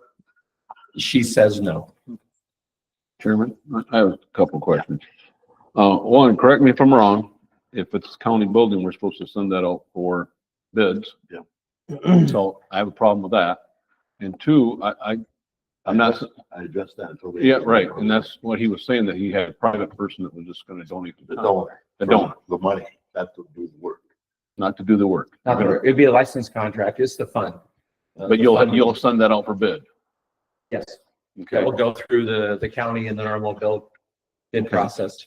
And two, I don't care if it's $1, but I think that we ought to have a contract that they're renting that building. I think that's just to make it clean. If it's $1, we already give this board $120,000 a year. I think that we should have some kind of contract with the EDC with that building, even if it's $1. Was there agreement with you and MSU, talk about an agreement between yourselves? Yes, and we're willing to do, the EDC is one who whatever is required with the county. As it was presented with us, the MSU had its authority inside the building, and they can sublease it at no charge if they wish. We offered to sign an agreement, and they said it wasn't needed at this time. But we're willing to do whatever is required. And maybe their agreement with us does say that, so I don't know that. I haven't seen that agreement Yeah, in a long Haven't time. I'm either. not sure. We probably ought to find that agreement, just to review it. It's sort of one of those topics that you don't deal with very often. I like the idea of moving the MSU's building. I mean, just the mechanics of getting there. And I think you already acquiesced to follow the county policy on bidding and whatever it would take to, emotions, whatever it would take to, and use that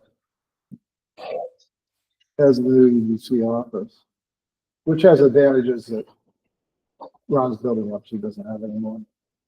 Right? I mean, Yeah, it has huge you're well advantages. aware of that now. Again, the entities themselves are very complementary. The EDC has been borrowing the conference room for the last 3 months. And there's just been no stress whatsoever in the two groups working together. You know, the mystery to this, Chairman, is that it wasn't long ago, maybe it was too long ago, if we go back a ways, when they didn't have enough room in there. Do you remember those days? yeah. And I don't know what's changed, but seems like they're willing to accommodate. And I did talk to Carl. We got to run into each other, and Yep. we had a very good conversation, and she had no reservations whatsoever. As Carly probably wouldn't. But and my specific question was, there any agreement between MSU anymore and EDC? And she happily said no, that ended the trailer. And I believe that to be true, correct? Yep. Yeah. So Chairman, I have one quick clarification question, if I may. I thought that, Jim, you had said that the MSU will provide the materials for the renovations. EDC has a contractor that is willing to do the work at no cost? No, the No. contractor's not chosen. Okay. That the funding for the labor portion. So in any type of construction, you have materials and you have labor. And so the EDC will basically be providing, The A cost labor. of the labor. See, Okay. that's what I Yeah, caught. that's what I caught. So Yeah, and then I may you have asked, I misspoke. was, sorry, I just wanted to clarify. So in easy, simple terms to make sure I capture it correctly, MSU will pay the material, EDC will pay the labor. yes. Thank that'd be you. the sim- Appreciate that. Thank you, Chairman. I'm sorry for that. interruption. Chairman begs the question, if the EDC is paying the labor, aren't we paying the EDC to pay the labor? Well, that's where there's misconception too. EDC is basically not paying the labor. They have an outside donor Well, that's what I thought. that's gonna See, that's where I was getting Hey. confused. That's okay, Yeah. so an outside Outside donor donor. is willing to Willing. contribute the cost. Okay, got it. Okay. All right, yeah. Okay, so. That's where I was Right. getting confused. Me and you were thinking, yeah. Okay, I'm thinking, So the end result, it'll be a no load on the EDC and a no load on the county. Okay. thank you for that clarification in that, because I still didn't understand that then in the second time, so thank you. but I still think like Commissioner Barrow, we need to look at that, that contract with MSU. At some point, I think we do, I'm not really concerned about it just for this, but something we need to get it. We should look, well, yes and no, we should look at it, just the fact that we haven't looked at it. I don't even know So is that fair? what have expires or just year to year. I have not a clue anymore, but I remember putting it, the board putting it together, and doing some renovations or whatever. Mike did. Mike's not here. He probably have the rest of it started. But anyway, if that could be provided to us, that would be. I could follow up on the contract. I work with the county here and also Carly Krieger and get a view on it. And maybe I can come back and just share that contract. It may be simply recorded. That'll be easy for us to understand, or it may be complicated. I asked Mike Miller about the move in and all that stuff. He says he doesn't recall anything kind of, but permit them to do it. But we should look at it. Would you like me to follow through on that, on the contract, or would you like to handle that? We can, well, I can copy that. We can do that. So, well, but I see we got a motion that says move to approve the Tuscaloosa EDC Development Corporation to move into the new location. But we need to follow it up with something on on the requested renovation. In the contract too. So as I say, did you want to look at the MSU agreement regarding the sublease portion before you approve this fully? I would think you Well, do. And then due if we- diligence Yeah, to it's do up, that. it's up to the board. Like I said, I Yeah. did talk to Kelly Kruger about it. She said there's nothing about it. Talked to my mother. He said, I don't recall anything, but we can sure look at it if the board wants to before, I'd want to look at it. you know, Yeah, same here. there'll be all the questions before we look at it, but you know, that's what I'm afraid of. We're holding up their process of getting moved in, Right, right. but, it's up to the board.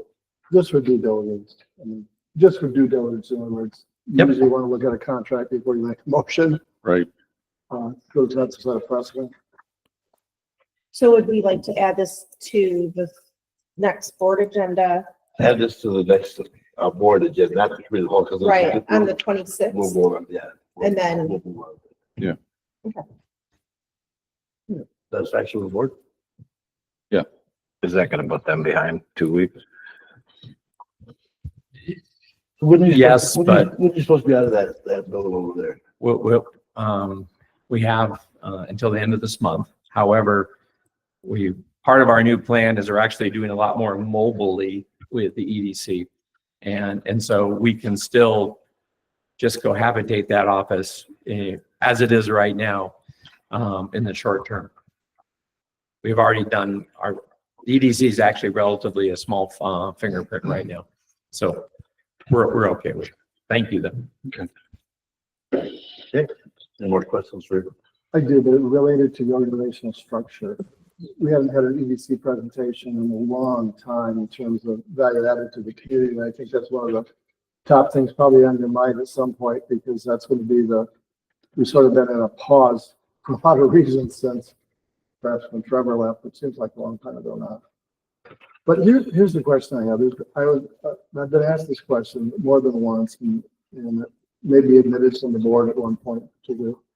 But is the EDC considering itself a private organization or a public, and are you subject to the Open Meetings Act? On the current, and I'll preface that saying in the past, board members, when they were needed, the clerk would do a search to assure that well represented in the county to see who would apply. The board would get those candidates, and then they would select whatever was needed. One or two positions, usually back then it was usually multiple. So based on the bylaws or based on the current bylaws, where are you going? What's the EDC's thinking? Because in one sense, in Michigan, as I did the research, it can be either. But going back in history, only probably McCloskey or you would know where it came from and where we're going, what it was when it was formed and what it should have been, how it was viewed. And going forward, from a board's perspective, are we funding a private organization or are we funding a public with public funds? I mean, because we are the major funder. Well, I think the attorneys probably have to weigh in because the EDC is actually a corporation. And so by definition, it's a private entity, not public.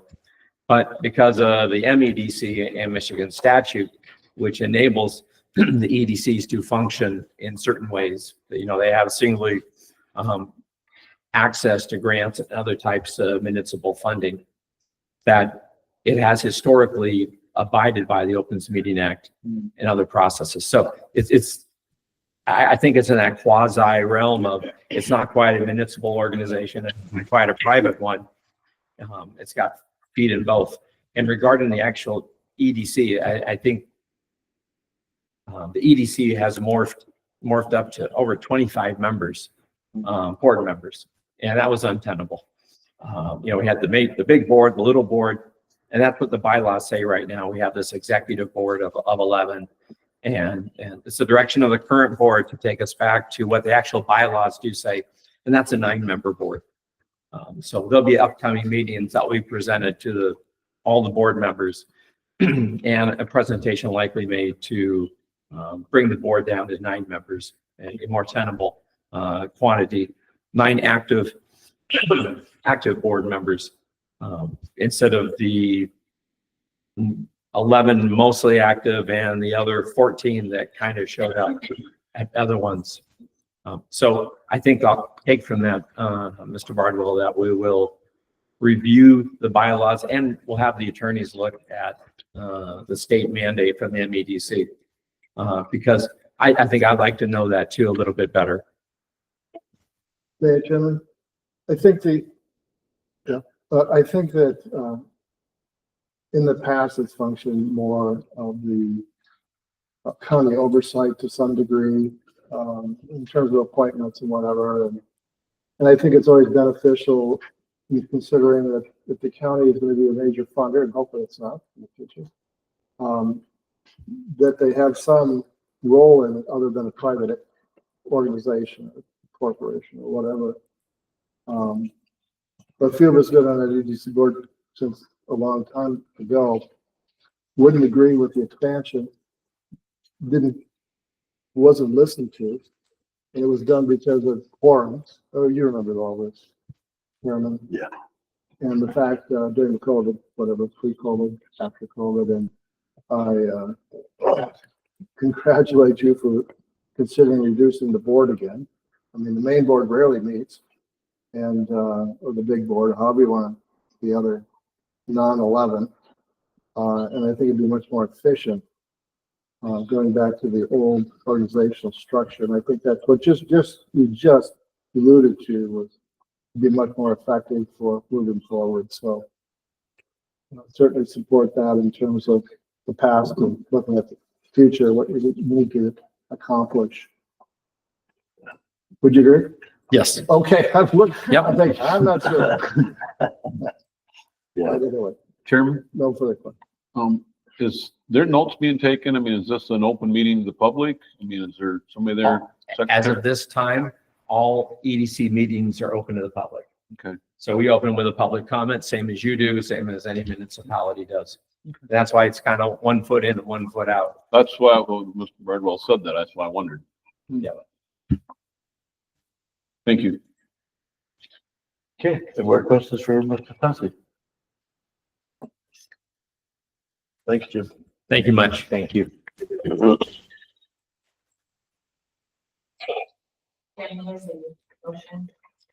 Yeah, but we pushed it off to the next committee meeting, till they have the 26th or so. Okay.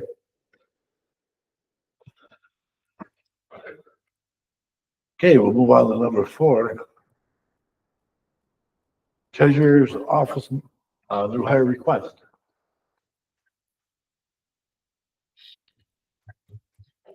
This is just a motion to be a vacant position. Actually, it's not as Okay. contingent on the background check for screening.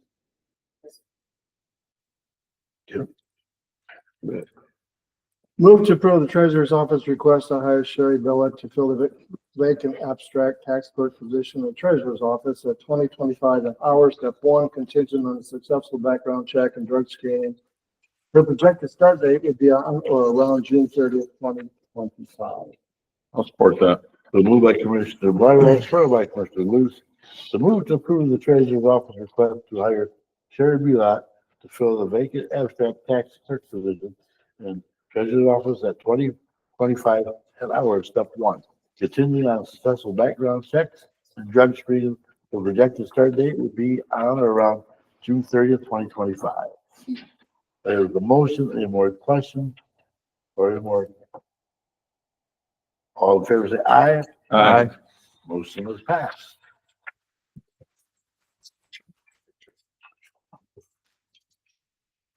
Sheriff's Office K-9 purchase request.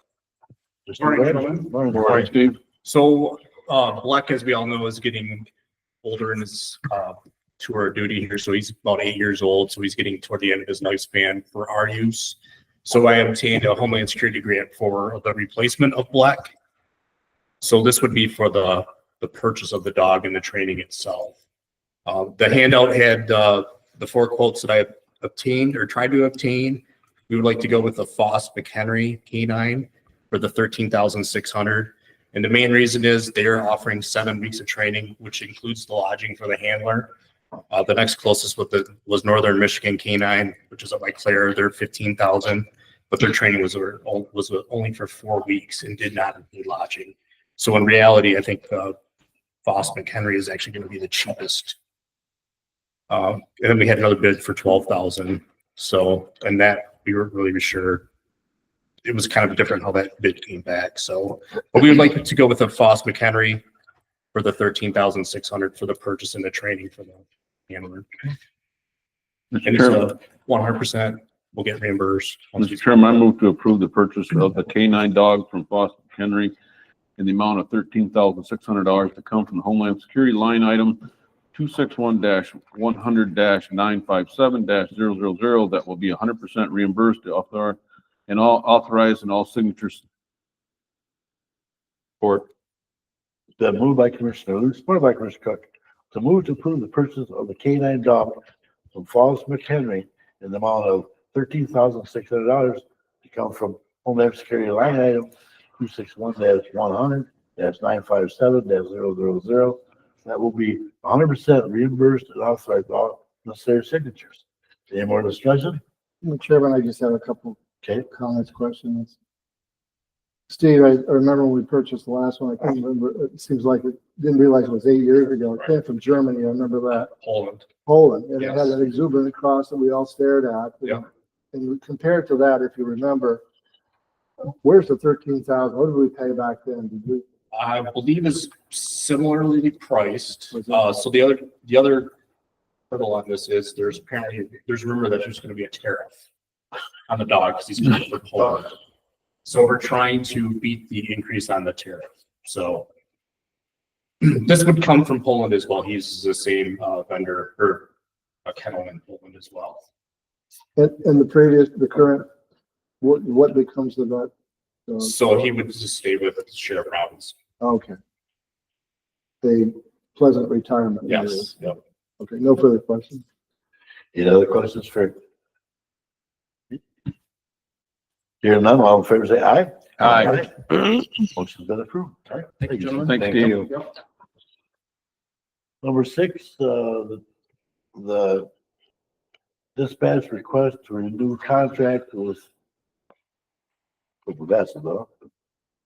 NetSource One. Morning, Commissioners. Morning. This is just an annual renewal for our Fortinet Cisco switches. Just maintenance and upgrades to those. This is a renewal of an annual contract. In comparison to last year's contract, it did go up $1,300, but we do need system upgrade services completed. So it's just request your permission to sign this quote and get it back for service. Any questions for Mr. Ramirez? Mr. Chair, I move to approve the renewal of the contract of NetSource One in the amount of $7,799 for a 1-year contract and authorize all signatures. Support. The move by Commissioner Loose, supported by Commissioner Cook. The move to approve the renewal contract with NetSource One in the amount of $7,799 for a 1-year contract and authorize all signatures. Any more discussion? Chairman, this is a budgeted item. Yes, sir, it is. No further questions. Any more questions? Hearing none, all in favor say aye. Aye. Motion's been approved. Thank you. And the new item that we added is Erica on 2024 on farm machines too. Want me to go now or number 7? That's one. Yeah, you're at. You're at We just done number 7. I apologize, that was under. No. I'm working with the auditors and there's a few funds that appear to be in a deficit. So I'm working with the auditors and there's a few funds that appear to still be in a deficit for 2024. I'm reviewing each one in a deep dive before I bring it to the board. I have 1 or 2 that I've already found an error. We fixed it, so we're moving on. Those have been corrected. I'm down to 5, 1 of which is truly in a deficit. So I'm looking for board action for a general fund allocation, I will hand out. That is for the Victims Advocate grant, and it appears that the wage and fringe surpassed the budgeted amount that we were allowed per the grant. So it over by $3,051 for 2024. So I'll hand this out. Thank you. So we need a motion to take $3,051 out of the general fund and put it in the what fund? I have a sample motion for you. I don't believe it would be up to our setting standards, but I. Well, you can't get it up standard. I don't claim to be Thank you. as well versed as she is with the motion, but I had made an attempt. So at least we have a base to begin from. So again, at the next meeting, there will, if there are those remaining 4 that need adjustments, I will come back at that time. But there, like I said, there are 4 remaining. Some of them have some issues with that, with the line items. So before I take it to the board to say I need general fund appropriation, I'm doing some due diligence. Some of them have with the booking of the revenue to the prior period. However, some of them have flaws to determine, was that really truly the right method? Was that revenue truly for 23? So in one fund in particular, I found that some funds were booked as revenue for 2023, but that is incorrect. It was actually received for the period in which it was for, which was 2024. So I'm working with the auditors because obviously I cannot alter the books for 23. So I'm working with them to determine what's the best course of action. So those I'm not bringing to you today, but no, I will be, if I find that there's still funds needed, I will be bringing that to you next time.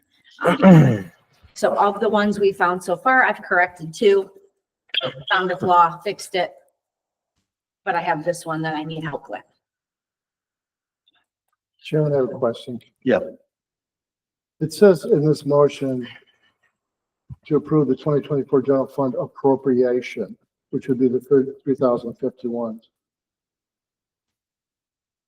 How much money is in the general fund?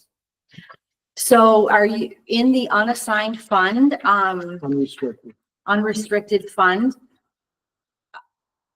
I believe 5 to 6 million. How could that be when I have a sheet from the previous controller administrator that showed 500,000 in the general fund, 0 contingency, and all we had to operate on was GSP? I don't understand the finances.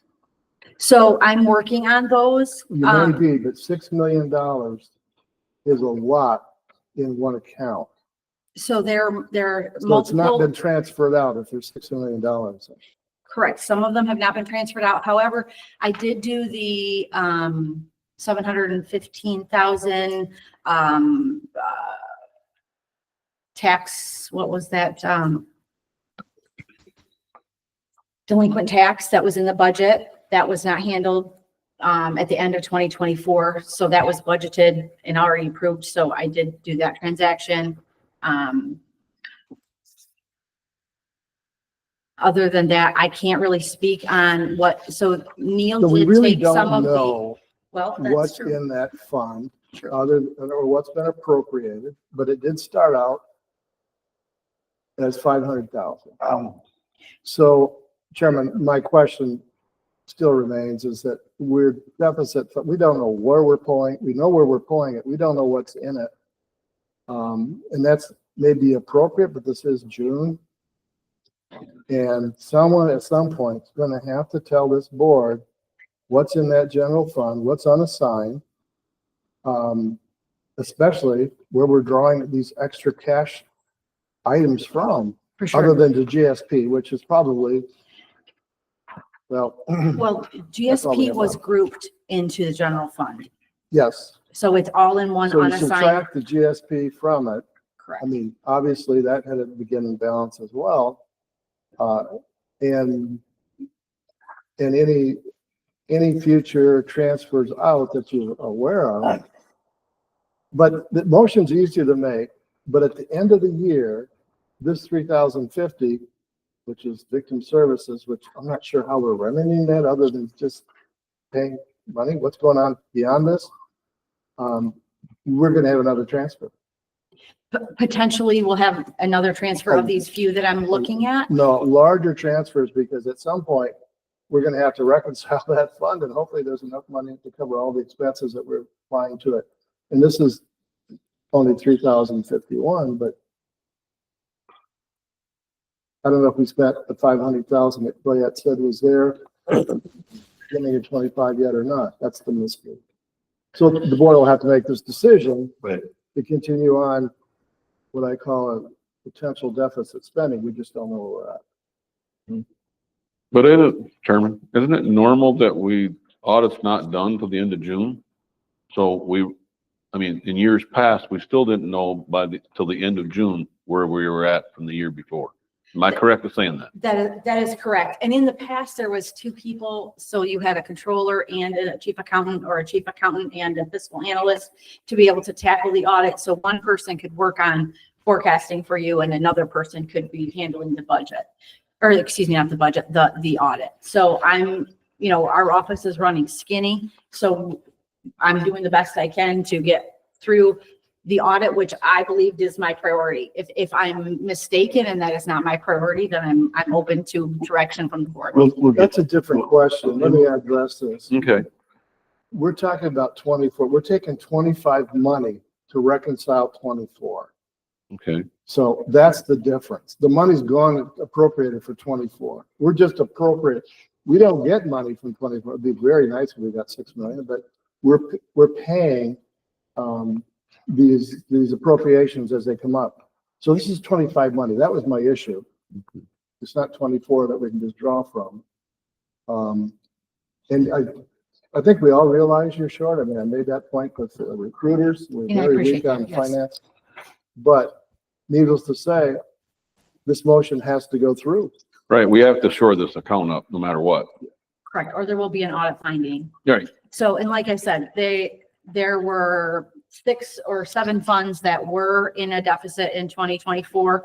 Some of them were, for example, the funds were received in 2025 and not accrued back. It was a grant that was the spending was for 24. The funds were received early 25 and they were not accrued back.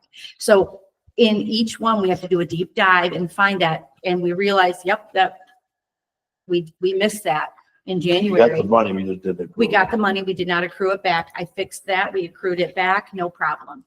So I don't want to bring to the board all of them until I've done my due diligence.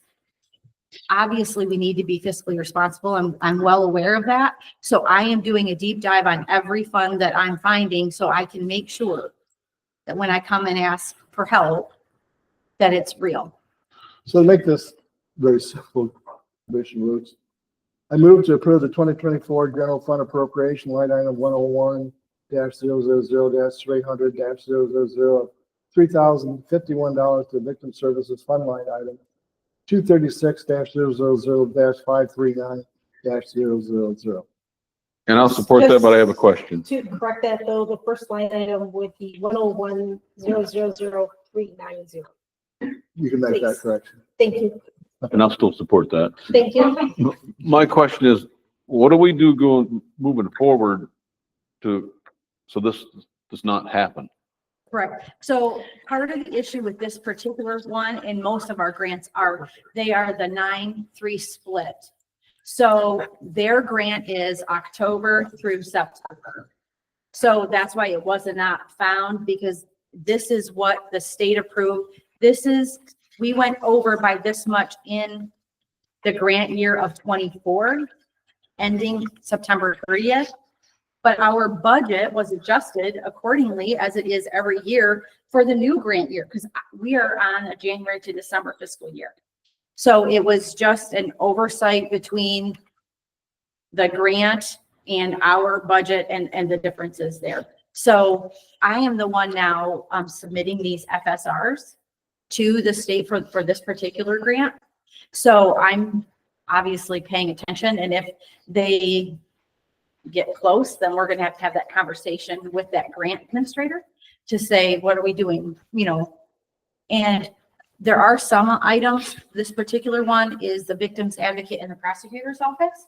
So on occasion, the prosecutor, if their postal budget is over, the prosecutor will say, you can please do a budget amendment.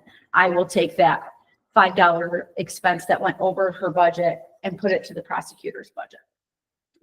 So we are trying to work together with them and pay close attention. And if it's something that is required to come to the board, then of course I will at that time. Thank you for your efforts. Yes. I appreciate you. All in favor, say aye. Aye. Motion was passed. Thank you. Thank you. We can move into new business or we can take a 10 minute. Old business meeting? Huh? Old business meeting? Yeah, old business. Yeah, I'm just gonna take a break. Take a break, 10 minute break. Put it to the board.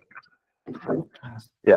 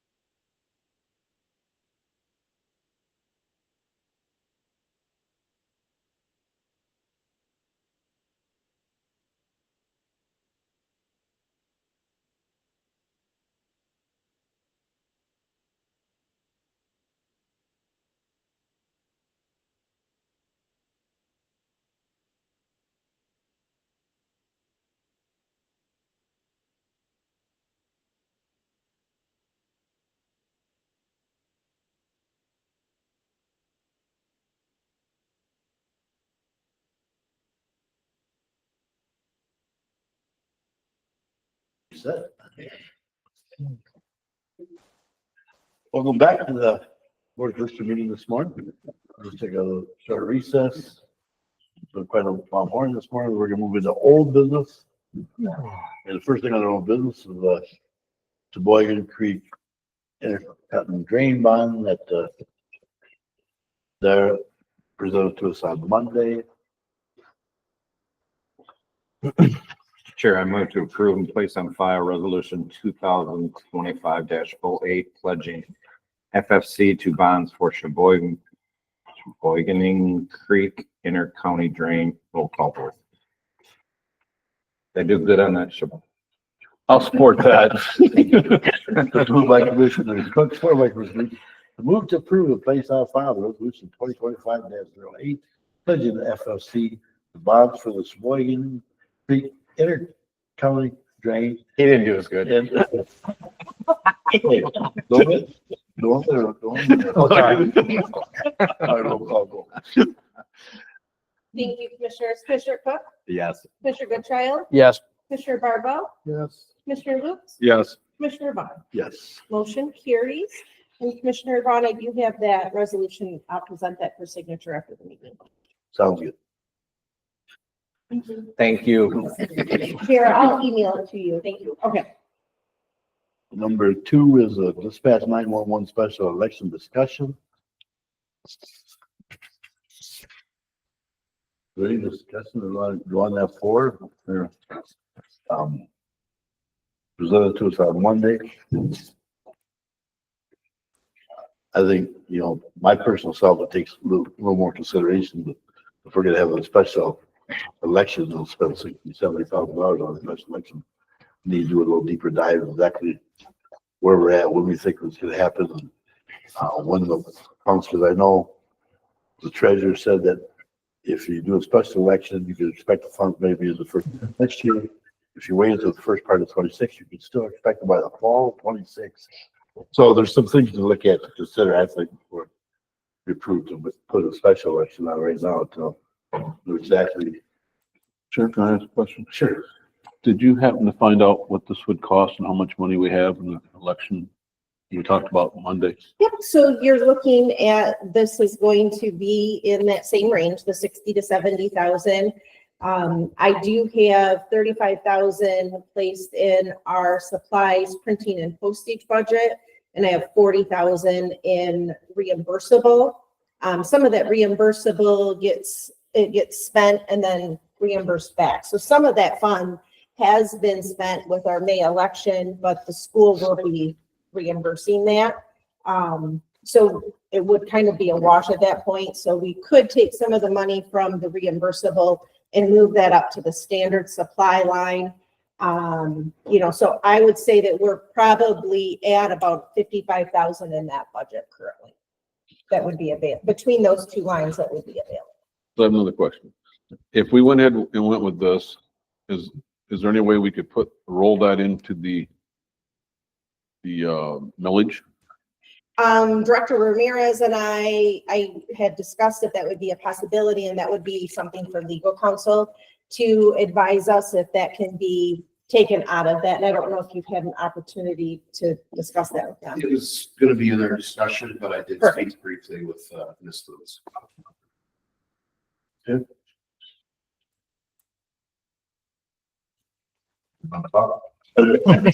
No, I don't, yeah. Okay. That was good at that question right now. So I did prepare another presentation to answer some of the questions. Some texts were shared with me in regards to some of your constituents, what they're asking, how much this is going to cost. And I think I've expressed the need, and I think we all recognize that. Now we're getting to the nuts and bolts of what's it's going to cost, right? So, 911 is totally funded by our citizens or constituents of Tuscola County.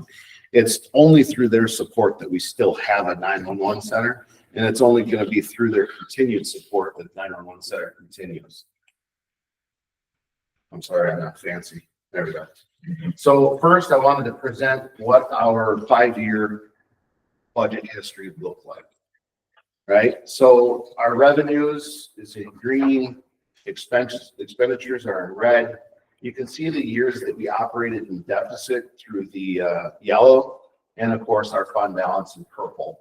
Now, I do want to highlight that in 2022, we were awarded $266,669 through the appropriation of funds, through our ARPA funds. And with that, we used to facilitate the improvement of our generator, our climate controls, one of our climate control systems, and some lighting on our antenna tower, all of which help reduce utility costs, whether it be electric or gas. So when we see that anomaly of our revenue above our expenditures in 22, that's why. That's, if it had not been for that 266,000, we would have been again behind the 8 ball per se in the expenditures. So you can see it's been a steady decline in the general fund. The revenues have been, as I've explained before, kind of stagnant, right? It's just kind of there. We lose landlines or lines or devices. We gain some. It's just kind of it's not set in stone. And I want to go over that in a little bit. So first I want to address what we talked about on Monday. Why not raise just the surcharge? And I think that's what this constituent was asking. So in Tuscola County, we still receive that $2.03 per device, right? We know that landlines have gone increasingly, decline, I guess. So with that, currently, with our record keeping that we have, our record tracking, we approximately get 44,443 devices per month. So if you take that $2.03, that's just over 90,000 per month, or $1,082,000 annually. That's where that stagnant number kind of comes in, right? So why do we need this special election? Either a surcharge increase again, or a millage will require an election. So no matter which option we choose, we're going to have to go before the voters. And that's what I want is the voters to decide, because I think a lot of them don't understand how 911 is funded or what happens if we lose 911. So if we raised it to the $3 per phone line and use that same number, just got a pointer on it. No, I think so. All right. So if we use that $3 and continue with the same amount, because we're not able to add devices, your new dollar amount or additional is $43,110 per month. Okay, bringing us to $517,000 increase annually. All right, but here's the problem: we have continued to have an average deficit of almost $168,000. This would leave approximately $349,000 as an increase to the budget, but with no chance or adoption to grow with growing needs.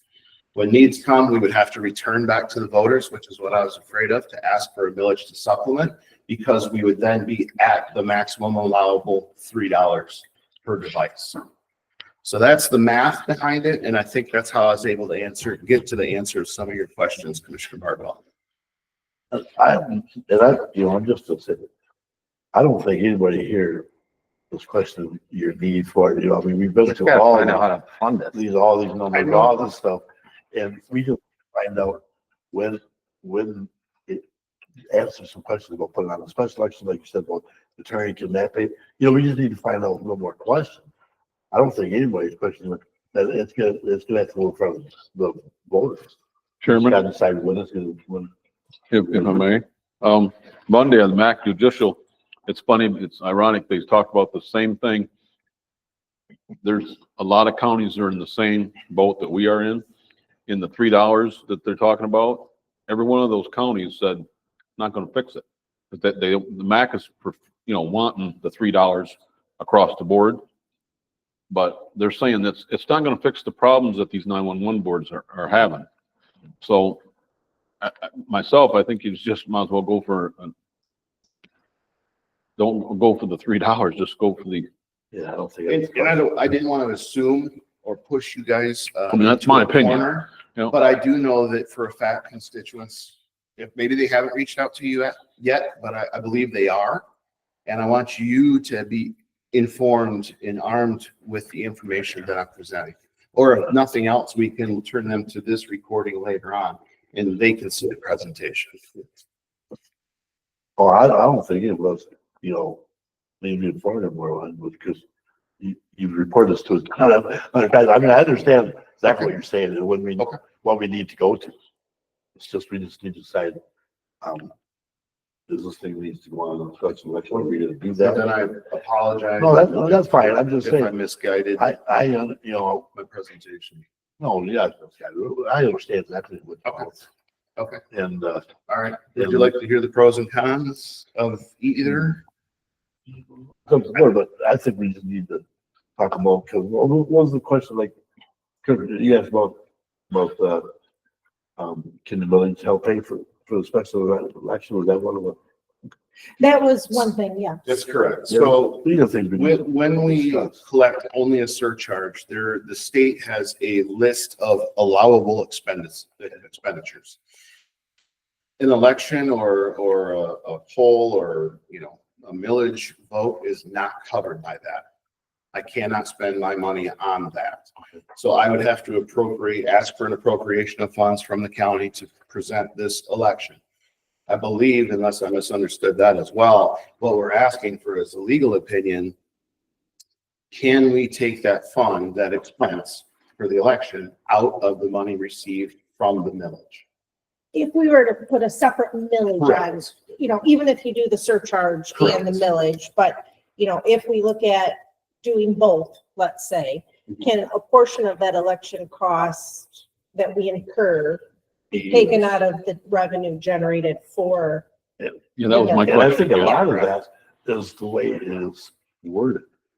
On the ballot, you know what I'm saying? And that's why I said, I believe it's Way gonna be, worded on the ballot. and I believe that'll be a more for legal counsel Right. other than myself or John. Right, right. I understand.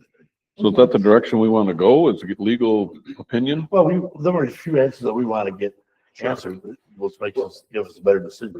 Okay, this is what has to happen. And I wasn't sure, if you're acknowledging, yes, 911 needs help. I wasn't sure on which side of the fence you wanted to lean on. Do you want to do the surcharge increase or the millage? So that's kind of what this presentation was geared for. My personal opinion, I think we have no alternative but go to the millage. Okay.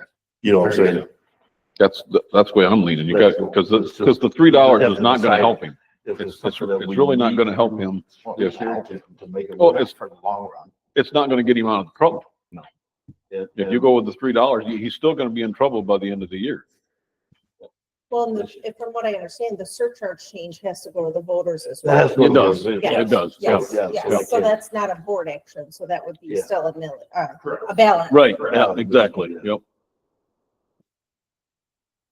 So I guess I will just ignore the presentation where I addressed some of those concerns. I don't have any concerns, like, a lot of some of the boards want to continue, I mean, we've been through it and we know the direction we have to go. It's just a question of, hey, do we do it now? Give us treasury, okay, if we do it now, when's that money available? If we do it, in May 2006, when there's an election, when's that money available? You know, these are the things we have to put all together to find out. If it's worth for us to jump ahead and spend that money. I hear what you're saying. Now, you said you got like 55,000. Okay, Right. if we use that fund, does that fund need to be replenished? How does that work? I mean, For 25, no. so we could use that And and maybe come up with 10,000 more for the, and in essence, you kind of have all of it because the majority of what is in the reimbursable line item has been reimbursed or is pending reimbursement from the school. So a lot of that line item has been recaptured where there wasn't direct costs out of the county. So you really have almost all of it to kind of look for, but that's not my, you know, I don't know how you have to do that in your line items to make that balance because you have to make your reimbursable expense match your reimbursable revenue.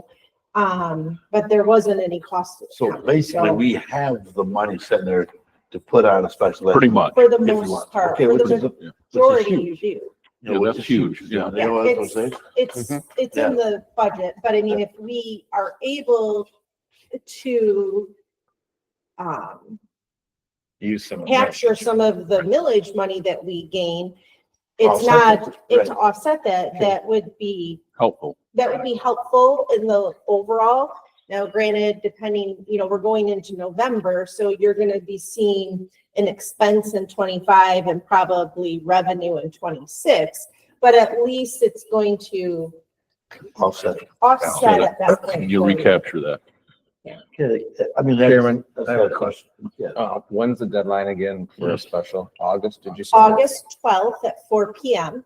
Okay. So that may seem like a ways away, but I will say it's not when we need to look at language and, we need to start crafting the language. We need to start looking at how many years we would like this millage to be placed on for. And then we need to look at the millage rate that you would want to be considered. Maybe a couple of different millage rates is what you want to look at to say, okay, if we do this, it's going to generate this much and cost the taxpayer this much. And this time So of year, that takes some time. this time of year, that needs to do some education, those people. That takes time, you know what I'm saying? And we're, Educating the people, like, Correct. so letting them know what's. And I going know on. John's been in my area. Yeah, so, but I mean, that takes, have to get your ducks in a row where you wanna. right, because I think when we're engaging with legal counsel, we're also going to want to have the proper talking points that we can talk about. Because remember, as a board, As a you board, cannot ask. We're a little restrictive, Yeah, but you John's can- not restrictive. he is. Oh, he is? Yeah, he can talk about facts, but he cannot go out and say, I would like your yes vote.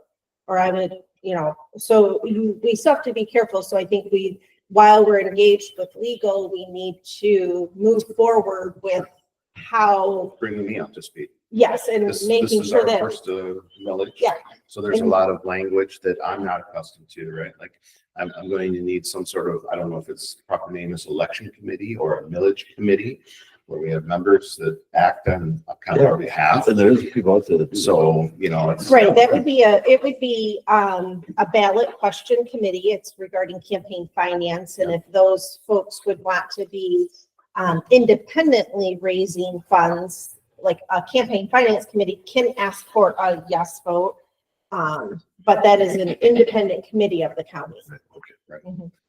So yeah, there's definitely some education that, obviously I need to take, but, these presentations, I certainly have plans to go out to each of the townships, and other municipalities that invite me, I'm going to reach out to them and kind of invite myself to talk about this because it is a big matter to everyone.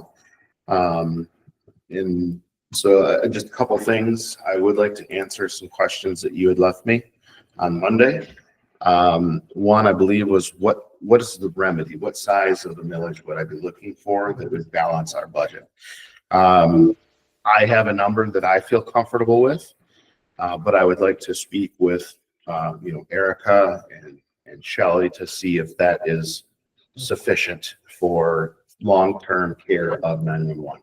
What I don't want is to shortcut this to, I can see what I need in a short term, but I need to look 5, 10, 15 years down the road as well. Right? So I want to consult with both of them to give you a firm answer on that. Another question that you had left me was if we did do nothing, what would be the gap or the request of the board in the future if we do exhaust our general fund? And I've narrowed it down between $300,000 and $500,000 I would need to finish out 2026. That would be what I would be coming to the board to request.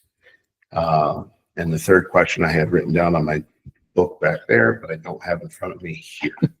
So I apologize for that. So, interesting. Let me summarize this, how I see it, and the board can make their own determination. This is setting the decision we're making now will establish what happens years to come to go. We've already foregone. You heard my speech last time, opportunity cost, last election. We wouldn't be having this debate on 660 grand. Unfortunately, we can't visit that again. If this election doesn't go through the people, then 9/11 will go to a multi-county. If that's what the board wants, this is the type of decision-making and thinking that the more we stall, we've been stalling a long time, will happen. The other thing, just without even thinking about any of those other issues, multi-county, is the fact of the unknown financial picture that we're moving into 26 with. 500,000, 300,000, major. That isn't talking about 27. In the real world, I think we need to really consider having this immediately, getting prepared for it.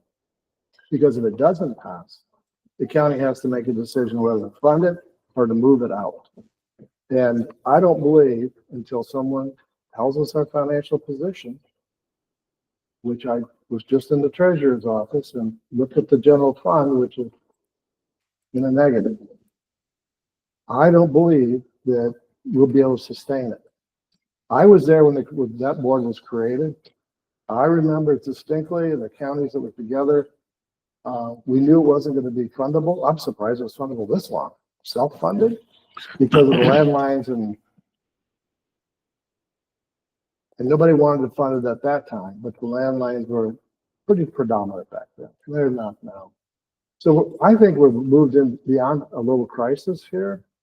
And as much as we don't want to take a millage to the people, they're going to have to decide what type of 911 service they want. And if they want it like the material, the state's materials management project, multi-county, so be it. But again, I think there's a lot of education, a lot of people really don't realize the crisis. And I just look at your financial numbers and I don't know how we're going to do it. Other than a millage. I think we're all on that same page. It's going to have to be. So I think that's good to hear. And I think that we want to make sure we're on the 12th. You have the language.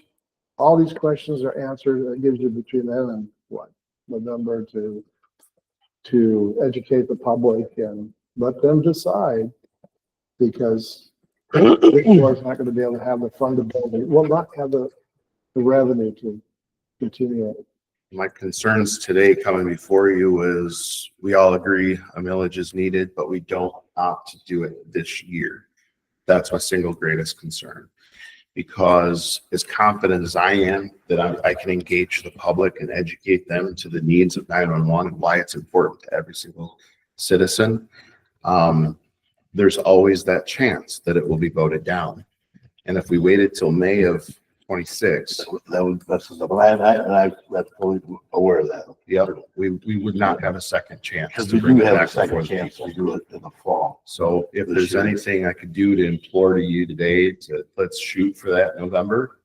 And I'm not asking for a motion today unless it's needed.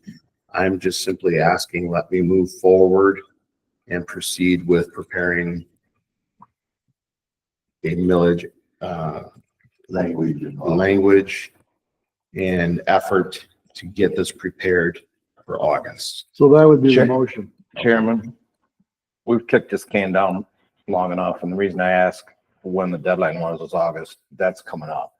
Because June 23rd is our next meeting, that we could take a motion on this. And I say we draft a motion today. Yeah, I agree with that. I What are agree you with that. wanting If we can to- make a motion to get it rolling. So when you're wanting to draft a motion, I'd be glad to work on that quickly. Are you looking to do a motion to engage with legal? To Yes. get, language drafted and proposed? Yes. Because that's the thing that concerns me, June 23rd to August 12th. It's quick, that's why I It's said, very quick. I know it Questions, sounds like a comments. long way away, But it's not that long far it away. is not. And so like, unless we schedule a special meeting. We just tried to. That's That's my point. So you would technically have to have a decision made by your July 31st. But if we made a motion today to have the ball rolling, Right, to get language drafted with an amount and a term included with legal counsel. Once we do all that, we can just make a motion. And then once we have the proposed language, then you'll do another motion to actually adopt that language. Right. And then you'll do, in that motion, you will indicate what ballot we're going to place that on. Okay, Thank you. Sounds good.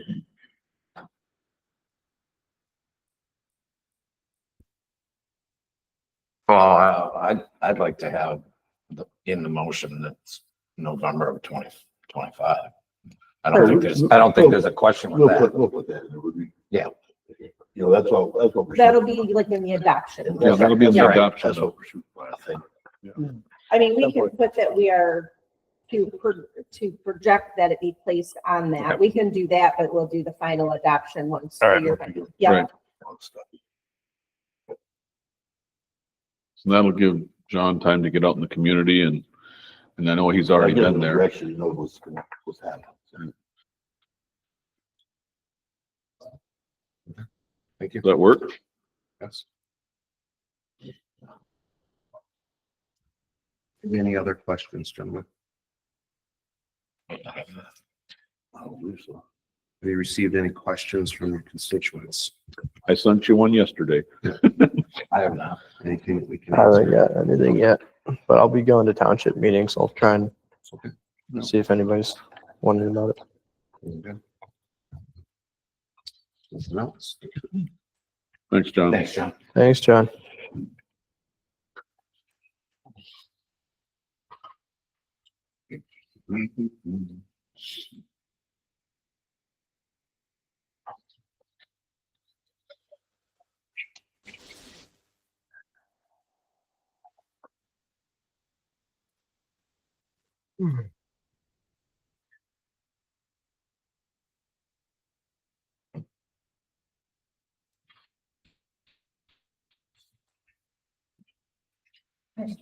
Husband, I know there is draft in the motion. I just want to be clear with you. Last time, John kind of didn't have clear direction. Who should be working with legal on this? I have dispatch director and interim administrator currently. Okay. Perfect. All right. That would be my guess. Yeah.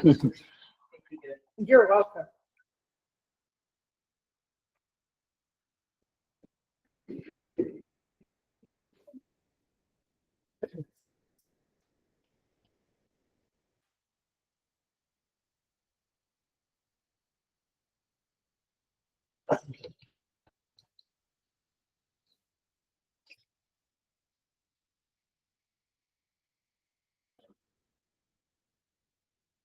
Like the old days. It is. Wow. Yeah. So this is what I have so far. To have legal counsel draft proposal language for dispatch 911 funding for the language to tentatively be placed on the November 2025 ballot. Legal counsel to work with the dispatch director and the interim administrator on length of millage and the amount needed to be raised. Matter to be brought back to the board for final review and adoption. I don't know if you want to put no later than July, or if you want to try and get it done by the June 26th meeting. That would depend on the legal, I right? would say, yeah, June 26th. Or That what's- might be a what's the- little- What's the first one in July? Your July 17th, or you're looking at July 31st. July 17th. Yeah, that's July 16th. July. Yeah, let's go with the 17th.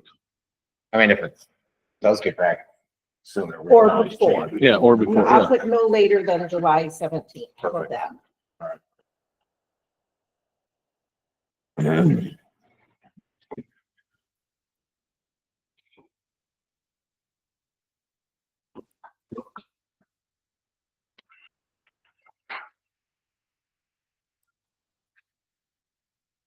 So proposed is to have legal counsel draft proposal language. I'm gonna put ballot proposal language for dispatch 911 funding for the language to be tentatively placed on the November 2025 ballot. Legal counsel to work with the dispatch director and the interim administrator on the length of millage and the amount needed to be raised. Matter to be brought back to the board for final review and adoption no later than the July 17th, 2025 board meeting.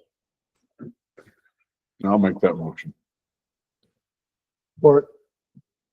The moved by Commissioner, supported by Commissioner Biderall. It's been moved and supported to have legal counsel draft ballot proposal language for dispatch 911 funding for the language to be tentatively placed on the November 2025 ballot. Legal counsel to work with the dispatch director and the interim administrator on length of millage and the amount needed to be raised. Matter to be brought back to the board for final review and adoption no later than the July 17th, 2025 board meeting. Any more discussion? Here done, all fair say aye. Aye. Motion is passed. Thank you, commissioners. Thank Thank you. you for that. Thank you. Okay. Move on to, number 3, sheriff and undersheriff wage comparison discussion. Robert Baxter, under sheriff. I say good afternoon, Mayor. Anything new since Monday? Yeah.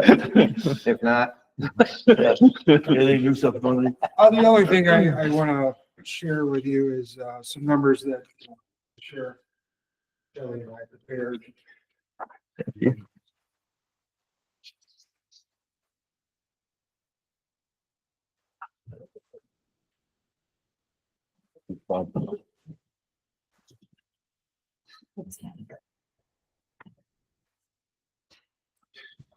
It's kind of self-explanatory, just lays out the wage increase for my position and the sheriff's position. I know that there's a draft motion before you. This would take effect for this next pay period going forward for the rest of the year. So with we have a number of wages, FICA and work comp included, for instance, for my wage. For the remainder of 2025 would be an increase of 26,664.01. And then for the sheriff, also with his wage, FICA and work comp, you see the number 97,029.13. And then again, this wouldn't hit the general fund. The highlighted part that the 2026 split would be evaluated and updated by the sheriff. And again, this would put the undersheriff's wage 7% above the top lieutenant, and then the sheriff would be 10% above the undersheriff's wage. Any questions? Or concerns or anything? I didn't realize you was putting the sheriff's motion on here. I thought he would bring that back after the first and be acted on then, but, any questions for, no, sheriff? So is this all in one motion, right? Or is it a separate motion? Looks like it's. I would do them in two separate Two separate? motions. Okay. please. Yes. Mr. Chair, I move to approve a 5.61% pay increase for Sheriff Robert Baxter effective June 7th, 2025. This increase would establish a 7% wage differential between undersheriff and that of the lieutenant's wages, base wage plus longevity pay. The 7% differential is to be maintained in the future. The proposed increase will be fully covered by the Road Patrol Fund, line item 207-309-704-000. All budget amendments approved as necessary. I'll support that.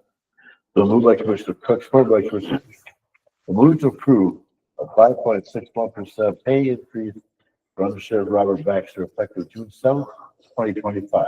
Is This increase would establish 7% wage difference between the undersheriff and that of the lieutenant's wages, base wage plus longevity pay. The 7% differential is to be maintained in the future. Proposed increase will be fully covered by the Road Patrol Fund line item 207-309-704-000.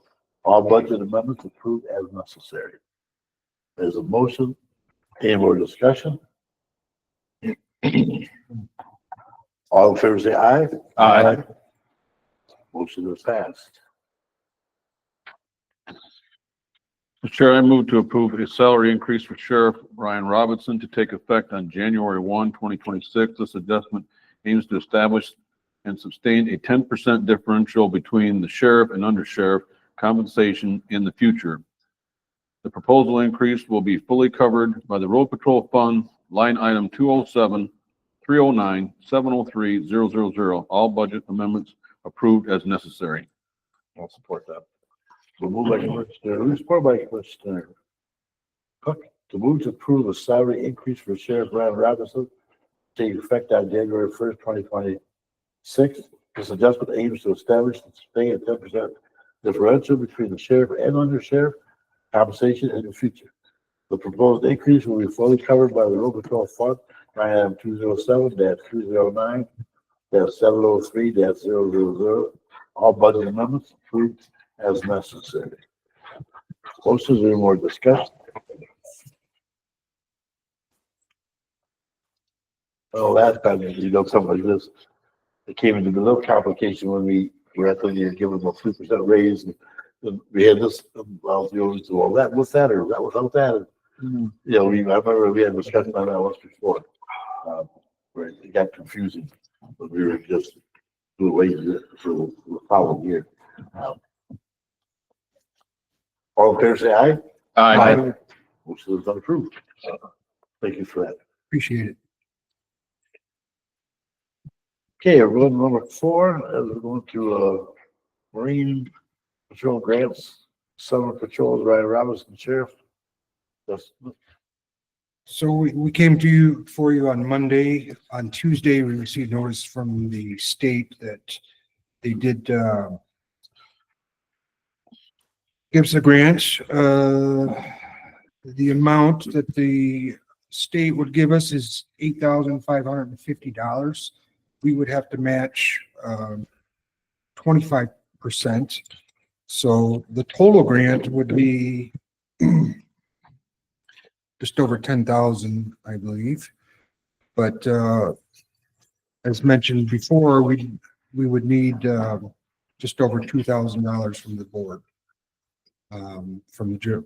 And I think we were going to take that from the original government services budget if possible.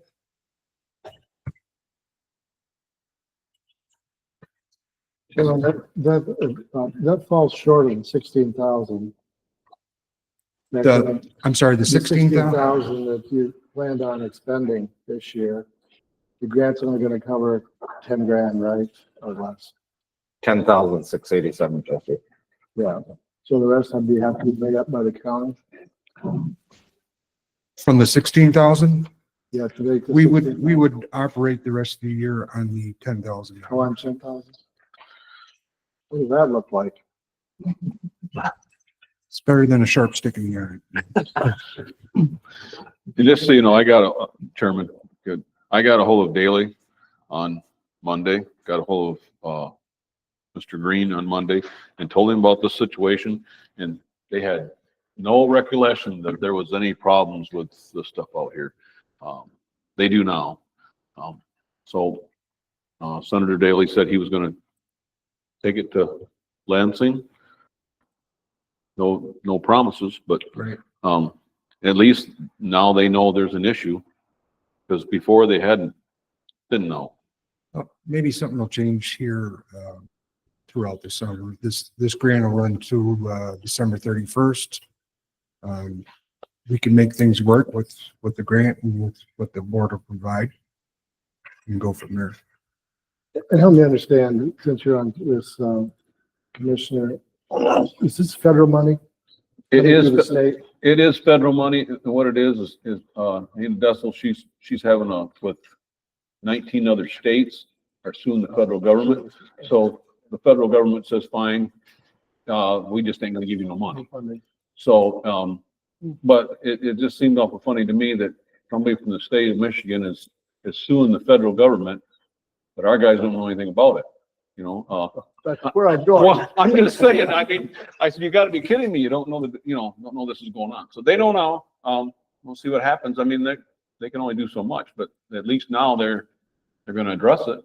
Well, there's more funds in the Marine Patrol that's being cut off, obviously, so yeah, I'm surprised they wouldn't be a little more. Well, you're looking at FEMA.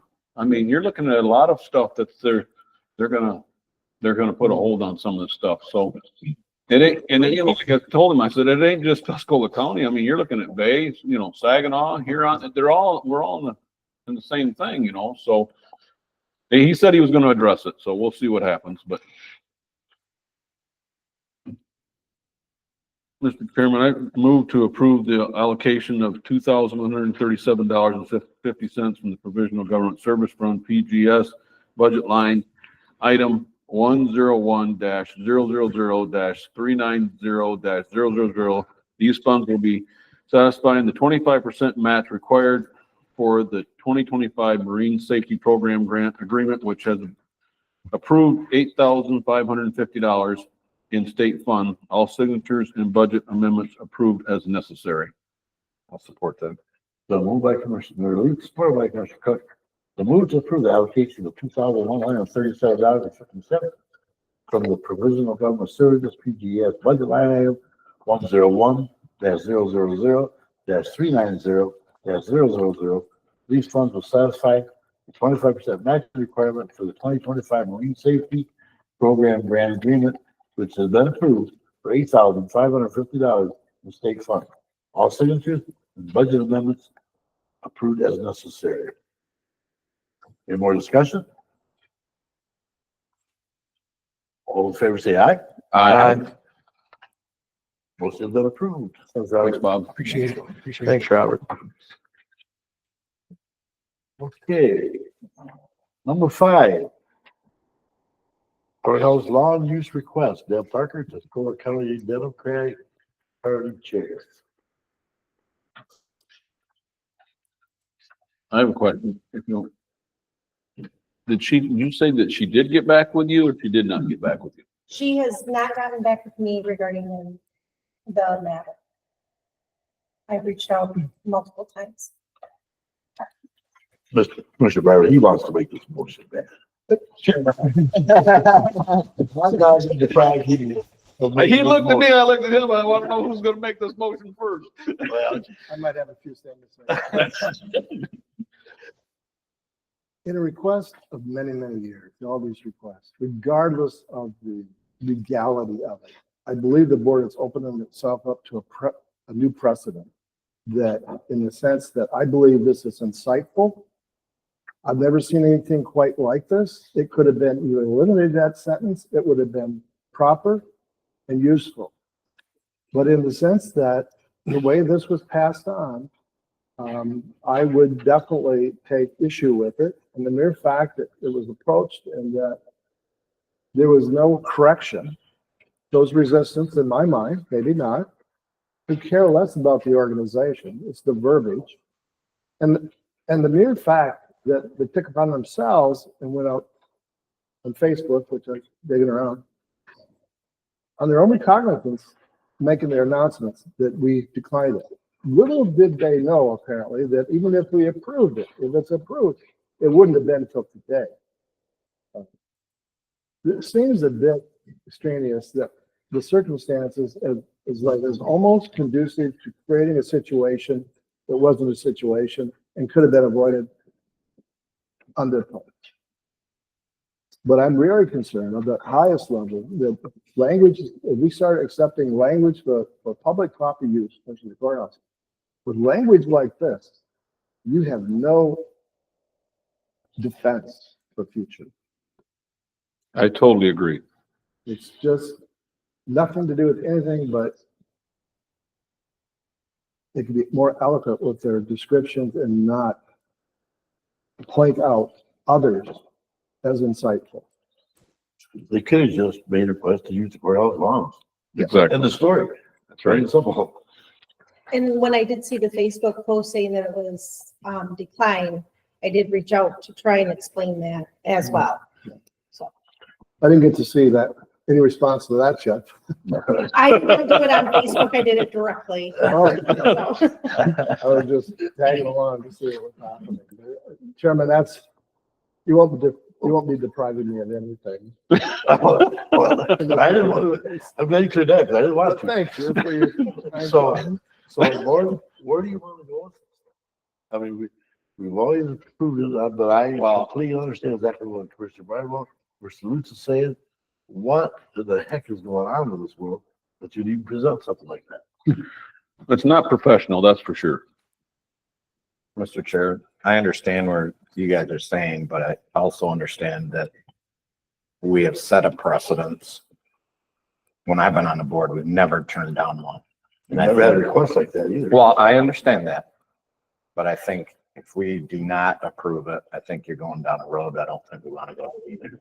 It's just my personal opinion. Whether I agree, I totally agree with you on how it was presented. But, So, Mr. Cook, are you making a motion? yeah, Could I say one thing to you? Mr. Chair? I understand that's like super unprofessional, I think, in my own opinion. I mean, it's all up for debate in that aspect, but like this is like taxpayer funded property. And like, I'm all about professionalism, and I don't know if we could in the future set guidelines to change so that hopefully we won't get a request like this. I don't know if there's anything we can do. Maybe that would be a solution. But I do think that since we don't have anything at saying, we have no expectations of them for a request. I understand it's like kind of common sense, kind of common courtesy to like write something up a little bit more professional, but they don't have any expectations. So maybe if we could, And we do believe in free speech. yeah, yeah. So that's, I mean, no matter who it is asking to use the lawn, I think we should allow it as long as we didn't give them expectations beforehand. You know, I don't know what our policy is on that as well. So maybe there is some language written in there that they have to ask us a certain type of way, but I don't know. We've had an issue somehow. And Chairman, if I may, it's not an issue of grammar. That's a minor issue. No. It's a matter, I mean, the issue here is the insightfulness, the expectation. That's unprecedented in the number of requests we've had over the years, regardless of our obligation. We have an obligation also to consider protecting the public if we see something that concerns us. That's my position, in the sense that other services have been alerted because of them, just in case. I have known nothing about what's to take place or what the king, whatever that was. But it's not grammar. If you allow, it's your vote. The camel's nose is in the town. Throw back to each other. You have thunder now. Well, we do have a motion on the floor. We can do it by roll call vote too. if we want. I would like that roll call vote. Mr. Chair, I move to approve the request for from Debbie Parker, Tuscola County Democratic Party Chair, to use the courthouse lawn on Saturday, June 14th, 2025, beginning at 11 a.m. Roll call vote.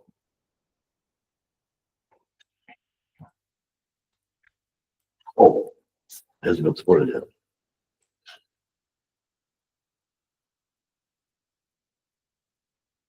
Can we have a discussion before?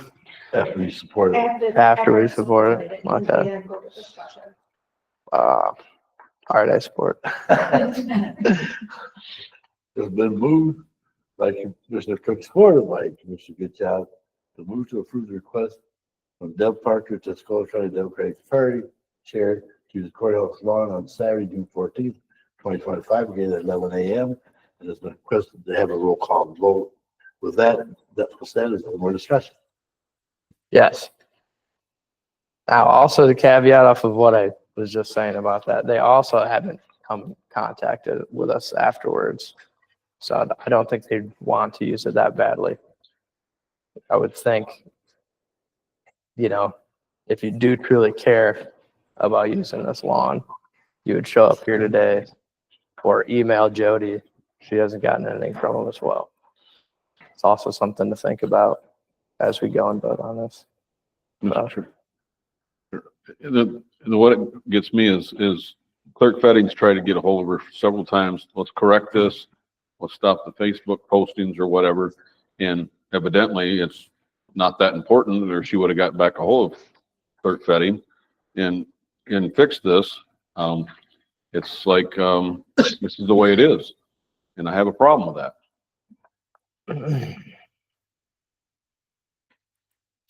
Any more discussion?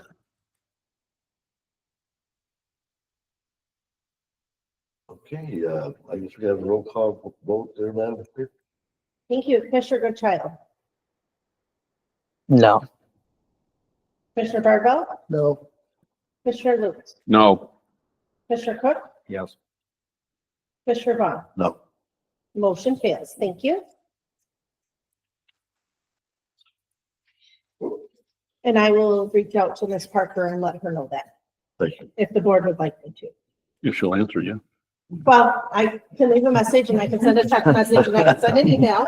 So if you would like me to, I'd be glad to do that on your behalf. Thank you. Please.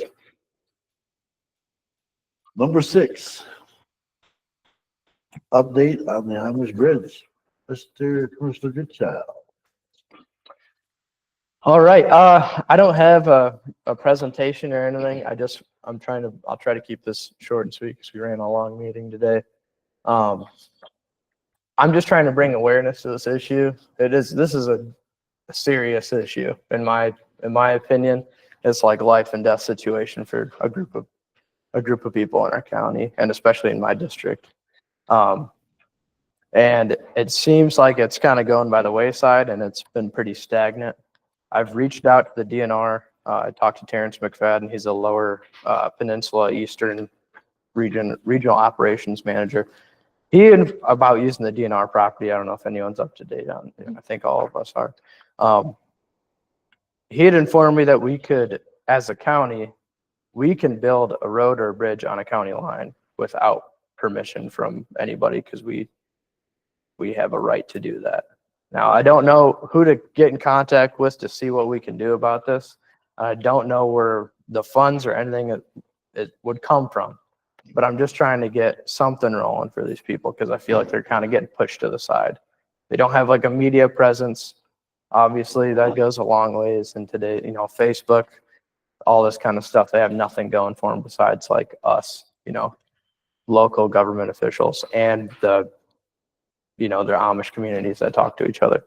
So I'm just trying to bring awareness to this. I'm trying to get the board, I'm trying to get a hold of state legislators, anything I can do. And also, if anyone's watching this meeting right now, if they have any ideas on something we can get rolling on this, I'm just looking for anybody to help.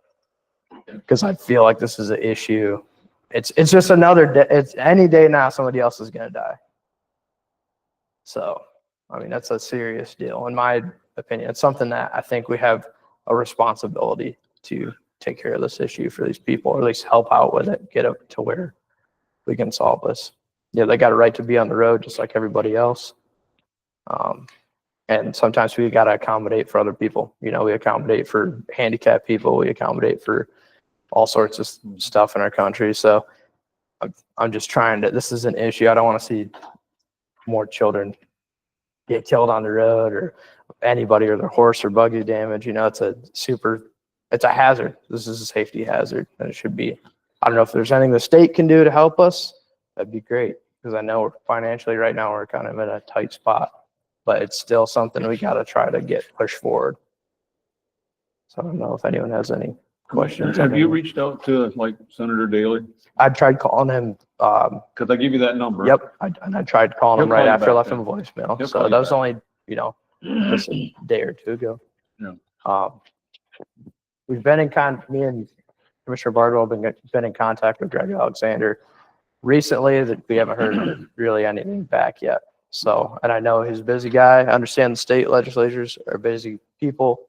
My uncle's a state senator, so I know from him, Dan Lowers, he's a busy guy too, but it doesn't really matter. Like, we got to get a hold of people. We got to get stuff moving. You know, this is an important issue. People are dying. That's important to me. Yeah. So. Okay. Mr. Chairman, Yes, sir. thanks for your efforts, Commissioner. As we were talking earlier today, I think it's been almost 3 years. Tom Young and it seems like at least that many years. Here's a suggestion. I'd reach out to Sanilac, who was also co-partner on this, to John Bach, who's the chair. Okay. And get their, sort of give them an update and get their support and get them contacting their reps as well. I think that would be good. Plus Senator Daley. I would not exclude Matt in this, even though it's not his area, but sometimes that helps. Because that'd be my suggestion. Because that is a dividing line between Sanilac and Tuscola.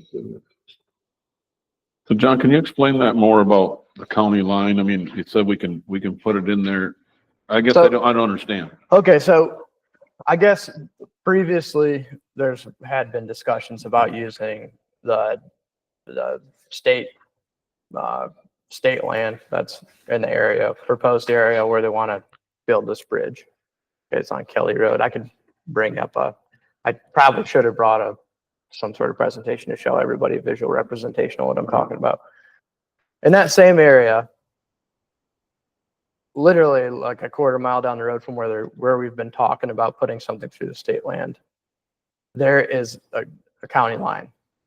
So it's Sanilac County and Tuscola County.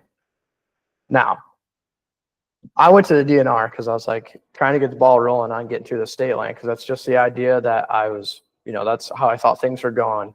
And that would be the easiest way, or somebody had already been started working on it. So I was trying to keep it going. Like Greg Alexander, he'd been talking about it. I know Commissioner Bardwell, you had past experience with the state land area.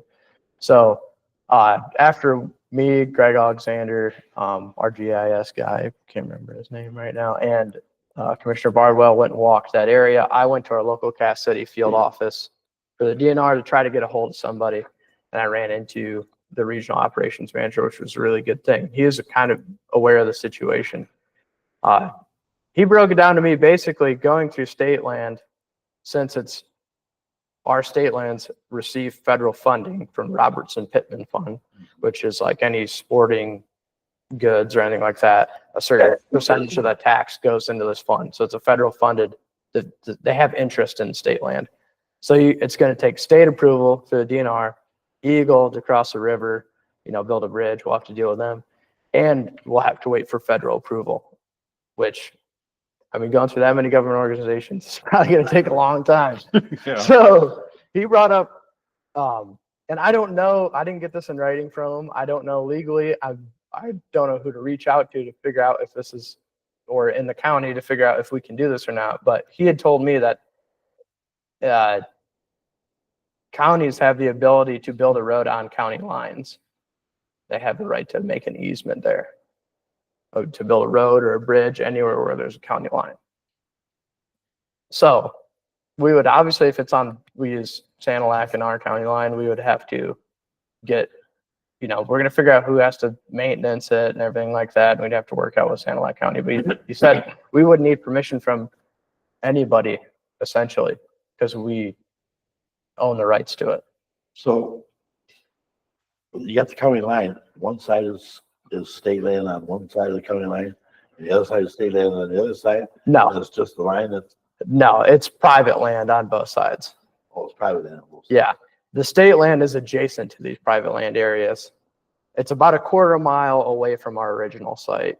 Maybe, I'm just as a rough guesstimate with my eyes guessing that. I don't know. I don't have a map pulled up in front of me, but it's roughly about a quarter mile away from what I can tell.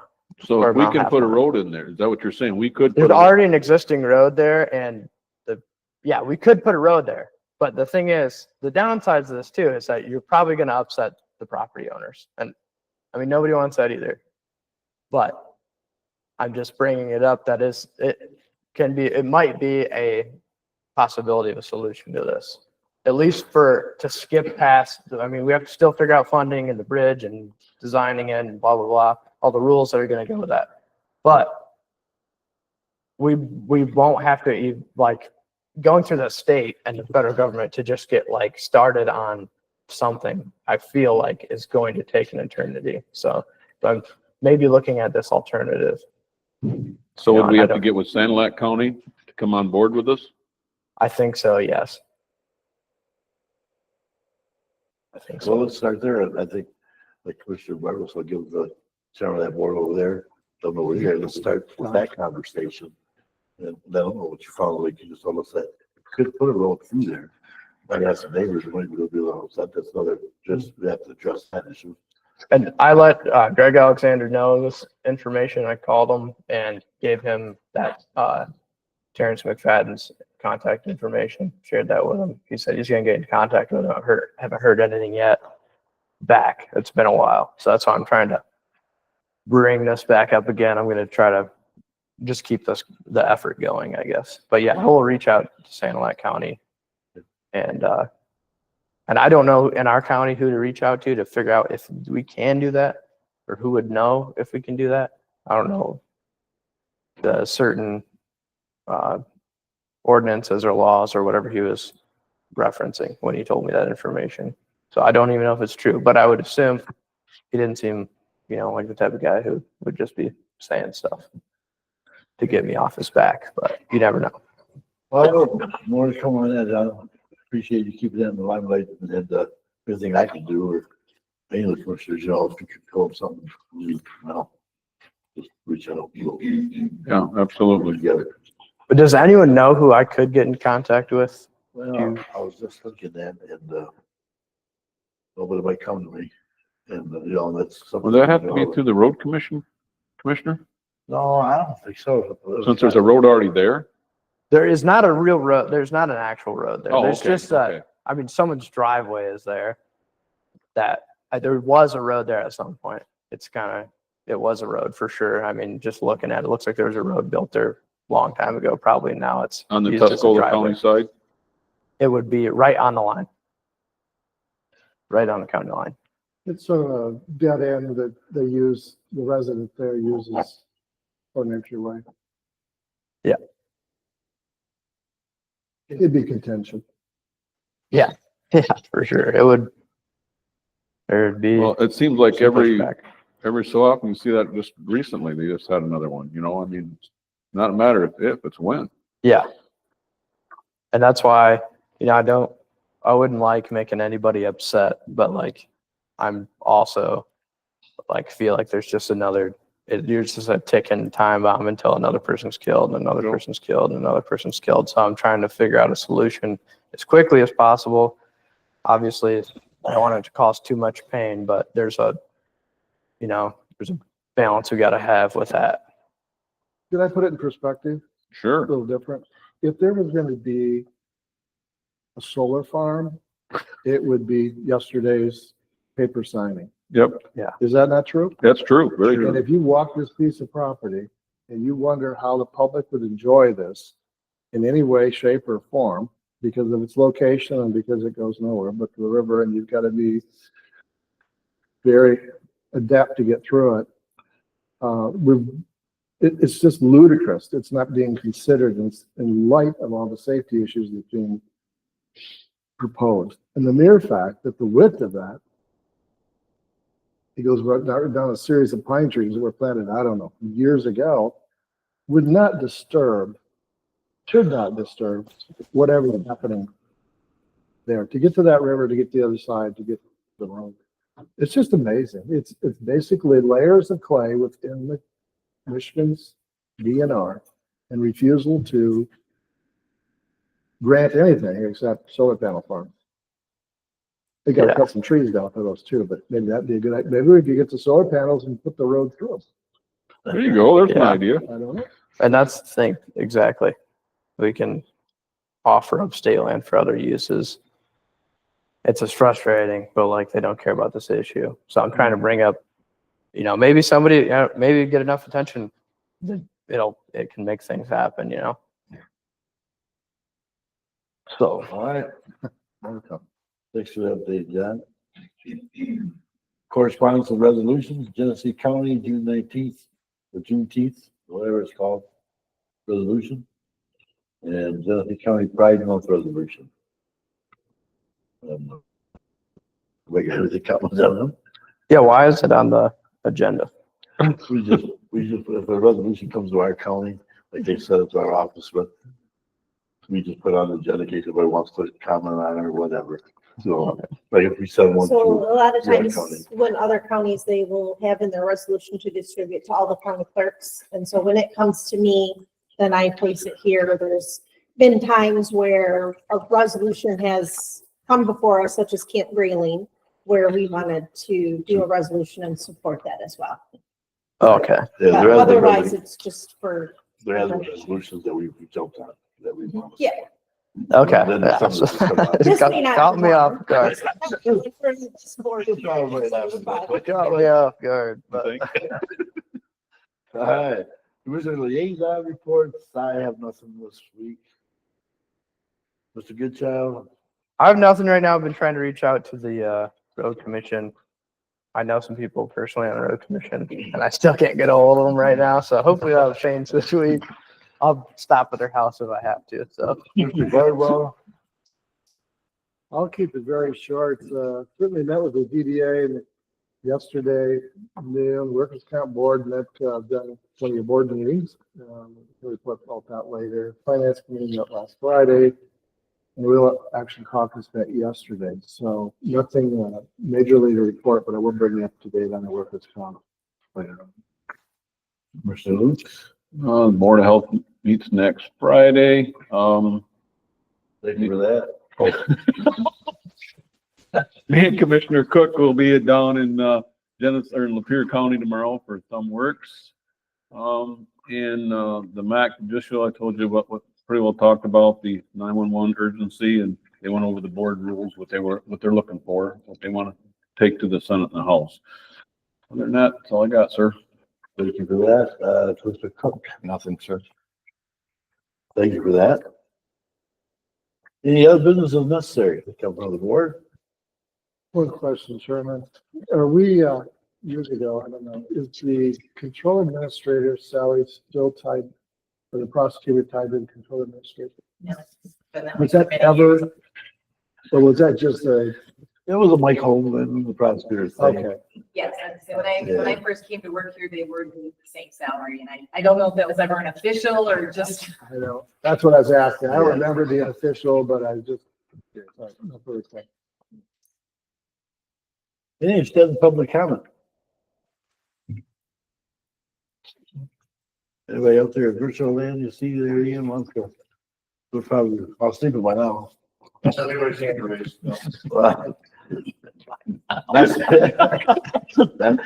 see, what is the record show that occurred that extended public comment is being made offered. With that, we'll take motion to adjourn the meeting. Thank everybody. for joining us I'll make today. that motion. I'll support that. So moved by Commissioner Luke, supported by Commissioner Cook, to adjourn the committee meeting this morning. Thanks everyone for joining us. We stand adjourned. Holy, yeah. I gotta get to work. Hey, we're not done yet. Yeah, you're We're not not done yet. done yet. Good try. Good try. You almost exited. I got trucks to unload. Okay, with that here, we're gonna open up the statutory finance part of the meeting. Roll call, please, Madam Clerk. Commissioner Goodchild, Here. Commissioner Barbell, Here. Commissioner Vaughn, Here. Commissioner Luke, Here. Commissioner Cook. Unfortunately, yes. Motion carried, or you have a quorum, you may proceed. Everybody's out fun. Sorry. You all wanted us. Action on previous minutes. I'll make a motion on the action previous minutes of statutory finance 29th of May, 2025. Sport. The moved by Commissioner, supported by Commissioner Goodchild. Action on the previous minutes, statutory finance, May 29th, 2025. Any more discussion? Hearing none, all in favor say aye. Aye. This one is approved. Go to new business. Review and approval of finance report and checks. I make a motion to review and approve the financial reports and checks 6/12/2025 financial docket. Support. The moved by Commissioner Lewis, supported by Commissioner Goodchild, review and approval of financial reports and checks on the 6/12/25 financial docket. Any more discussion? Just a quick question on page 7. It shows the fund totals. Apparently that's the, if I'm correct, that's the summary of the checks that's going against those line items. Correct? Page 7. Or not?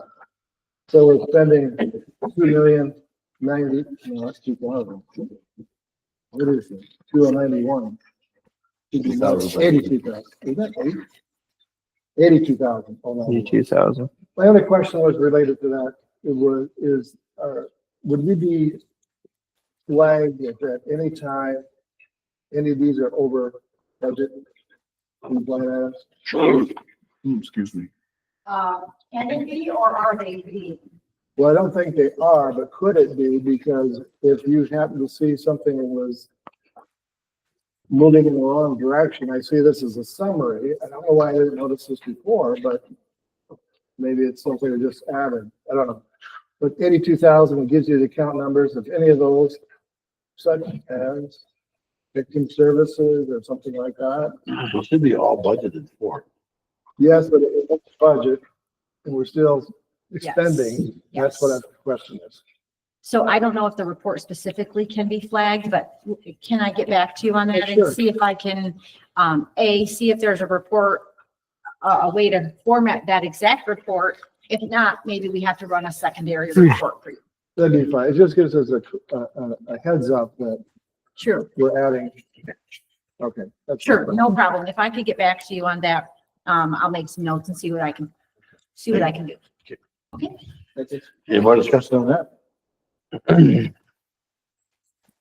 All in favor say aye. Aye. Is that approved? Review and approval of the daily report and checks. Mr. Chair, I got just one question on Fund 292, the Child Care Fund. Can borrow your pen. I don't know who can answer this for me. Shelley, maybe you can or get an answer. The very first item is private institution, Pineview Homes. And I'm assuming G Green, I'm not sure, for 1 month is $9,709. I'll verify that. I believe that to be a, Access. Looking at it because I thought the same thing. Depends on how much they have in there. I'm thinking that it is One person. correct because of the fact of the matter, I'm not sure, I know what PBS is like. But I think this is judicial, right? Am I right? Yes. Okay, we had that discussion some time ago here and the expense of housing. So, be yes, for our juveniles and. Yeah. Yeah. juveniles. And they'll bring that up in the DHHS meeting, just so you know. Okay. They'll bring them numbers up. It's staggering. Yeah, it's unbelievable. Thank you. Thanks. Mr. Chair, I make a motion to approve the review and approval of daily report and checks 6/12/25 daily docket. Support. With move by Commissioner Cook, like release, review and approve of the daily report and checks. 6/12/25 on the daily docket. Any more discussion? Here none, all in favor say aye. Aye. That approved. Review and approval of the per diem report and check. There is none, is there? No, that's not, No. never done this meeting. And that would be a big none. Old business, don't say anything. on old business. Public comment on statutory finance. This is the, You know, you were so excited last time. I had a. man, I'm happy to know that. Hopefully it's quick. I'm sorry. Okay, just a concern that I wanted to bring to your attention. There's still concerns about invoices being paid on time or however that may be. But I wanted to maybe bring you guys up to speed about the process and where we're at. So this week was pay week on top of board meeting week. And what that means, if I can kind of recap and cut me off if I'm wrong. You're wrong. Is Oh, that sorry about that. AP process has to stop. So no invoices can be paid during the process of running payroll, which puts Debbie behind in getting invoices out in a timely fashion for this week. However, it's statutory finance that certain bills can only be approved to be paid today, but she gets put behind to get those there. So now I have one that I sent to her on Monday, but she couldn't do anything with it because of pay week.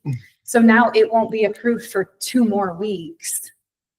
And it should have been approved today. I received it Monday, and I get that that's a quick turnaround request for her. I'm not saying she should have had it done. I'm just saying, I don't know if there's a solution somehow that we could maybe come up with situations, because I don't believe it's just me that's affected by something like this. And like I said, she couldn't process it from what I'm told of how the process works. She has to hold until payroll's out, which puts her probably behind 2-3 days, maybe. Yeah. Chairman, can I ask a question? So if you received it on Monday, how long do we have to pay that? Payable upon receipt Oh, payable. on for receipt. that specific invoice. Okay. Which is- Normally, what do we do? If we get a receipt today, how long do we have to pay it? They're all different. They're all different? Okay, all right. Yeah. Thank you. So what you're saying, the next week, it can't get on this. She didn't have time to get it on that report for you to approve today. It's one that is a monthly invoice that gets paid every month. However, it will now be late. So how do you think we fix that? Chairman, I don't know. Well, don't have the board meetings on pay weeks. How about that? Ashley, first of all, the same process previously being used is current, correct? Yes. All right. Could not that vendor change its payment date? Can what? Could not that vendor change its payment date to a week where when you receive it, there's not a payroll run, a payroll fee? Especially because we don't want to get late charges. I don't know what the terms are, but how do we avoid this is the basic question. I think it's the way, Yeah. yeah, that's what she wanted to find out. Yeah. How we avoid I- it. Well, you're We asking won't us. get a late fee, I don't believe. That's why I was asking her, how do we fix it? Well, so I had spoken with Shelley before, and I think that, so the way that your board meeting calendar works, we're fine up until the month where we get 3 pays in 1 month. And then all of a sudden, boom, board meetings and pay week are the same weeks. And that's where the trouble kind of comes in. I don't know if we can be more diligent at the first of the year when we are setting I don't know if we have to do certain weeks for you guys as your And meetings. it's probably, how many of them a year? Well, it just happened in, was it May? So May is when that happened. So now for the rest of the year, our board meetings and pay week will be the same until we get, yeah. Okay. So that's, Until- yeah, so that's, And well, that's, our standard board meetings are the second and fourth Monday and Thursday, which if you start to Okay. delineate that, then you confuse your public Okay. as to when your meetings are, because they're used to that being on a certain So that's, schedule. yeah, but we could always call a special one. and You can always- That works so well. Can't work on that day. That's why I asked how many there was. If there's only 1 or 2, you could probably make that transit, you know what I'm saying? But like Commissioner Barlow said, can't the vendor make it a different week? Yeah, we need to look into that, see if we can do that. I mean, we can make it a easy different week, like he said. I'd just like to add that when we hire a controller / whatever, hopefully that would also help alleviate that, because typically the chief accountant would back up AP during the payroll, right? I could be keying in invoices while Debbie's doing payroll. We can't print the checks during payroll, but we can definitely key in. So hopefully when we get more staff in our office, hopefully that would help with that. If I could then be freed up to do the Debbie's backup on AP and keep that process going while payroll's going, or back her up on payroll, one or the other. So hopefully one of the solutions is getting our office staffed. Which I know is a priority to everybody involved, but I do, I think that that's part of the issue. If we can't change the schedule, and obviously we can't change the schedule. So would you inform us if we're gonna, for late charges or any late For charges? my invoice, I do not believe there will be one. I don't know. I just saw this happen for me and I don't know if there's other departments and I kind of wanted to, hopefully if they're still listening, but I doubt it. Everybody jumps out. But, to understand what the Yeah. process was, I guess. So that's it. Thank you. But thank you. Thank you. Yeah. Thank you. So, Thanks, board, the solution is what? Well, One solution. the solution is it won't happen again till August. Okay. That's one solution, okay? No, it's going to happen until. Until August. Yeah, going to happen until. Every August. time. We have 3 days, and then we flop back again. Oh, so we have, every month it's gonna happen until From August. now until Right. August. Till we flip Every back day, again. Meaning this will be repetitive, and so like what Erica said. Yeah, The end of August, right? Because. Yes. Yeah. but you won't get that, September. but that invoice comes when? Once a month? Once a month, so we'll have June, July, and August free. Happened 3 times. Oh, well. Multiplied by who knows what, because you're only talking about children's. Yeah. But you would know that. Somebody would know, you would know that eventually how many past dues there are based on immediate payment. And missing it for 2 weeks. I mean, most vendors would give you 1 time, 3 times, you're probably gonna get some kind of call. Well, I just, Commissioner, can I ask? we don't have a question? solution. Oh, sorry, Commissioner. Go ahead. If this is reoccurring, why do we send checks out? Why don't we do, This person is paid with an ACH, but it still Oh. goes in front of you for approval. gotcha, sorry. Okay. Okay, So let's, well, you know. Well, there is another solution. You outsource payroll. That's on the no-no list of discussion, but outsourcing payroll is a remedy. That'd be a little pricey, I would think.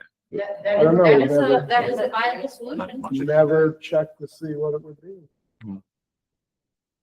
More to come on this?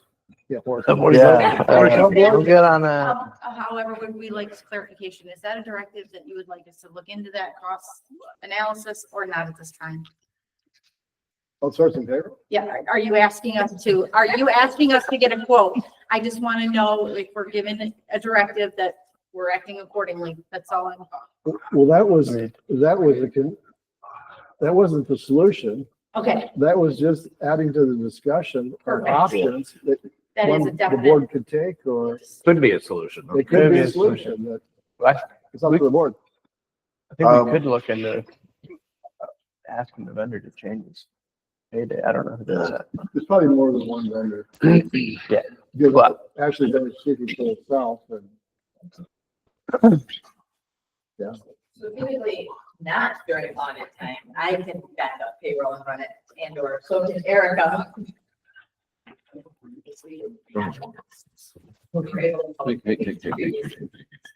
Yes. Ready to adjourn that? Hey, you done with Eric and Dibble? Yes, I was just offering one Thank comment. you. Apologize. Thank you for your offer. Think there two? Any more public comment? There's an empty. Hearing. Yeah, there is. Show, and we did have a couple of participants here, Madam Clerk. With that, we're gonna take a motion to adjourn. Statutory finance meeting. I make that motion. Support. It's been moved and supported to adjourn the statutory finance meeting. Myself.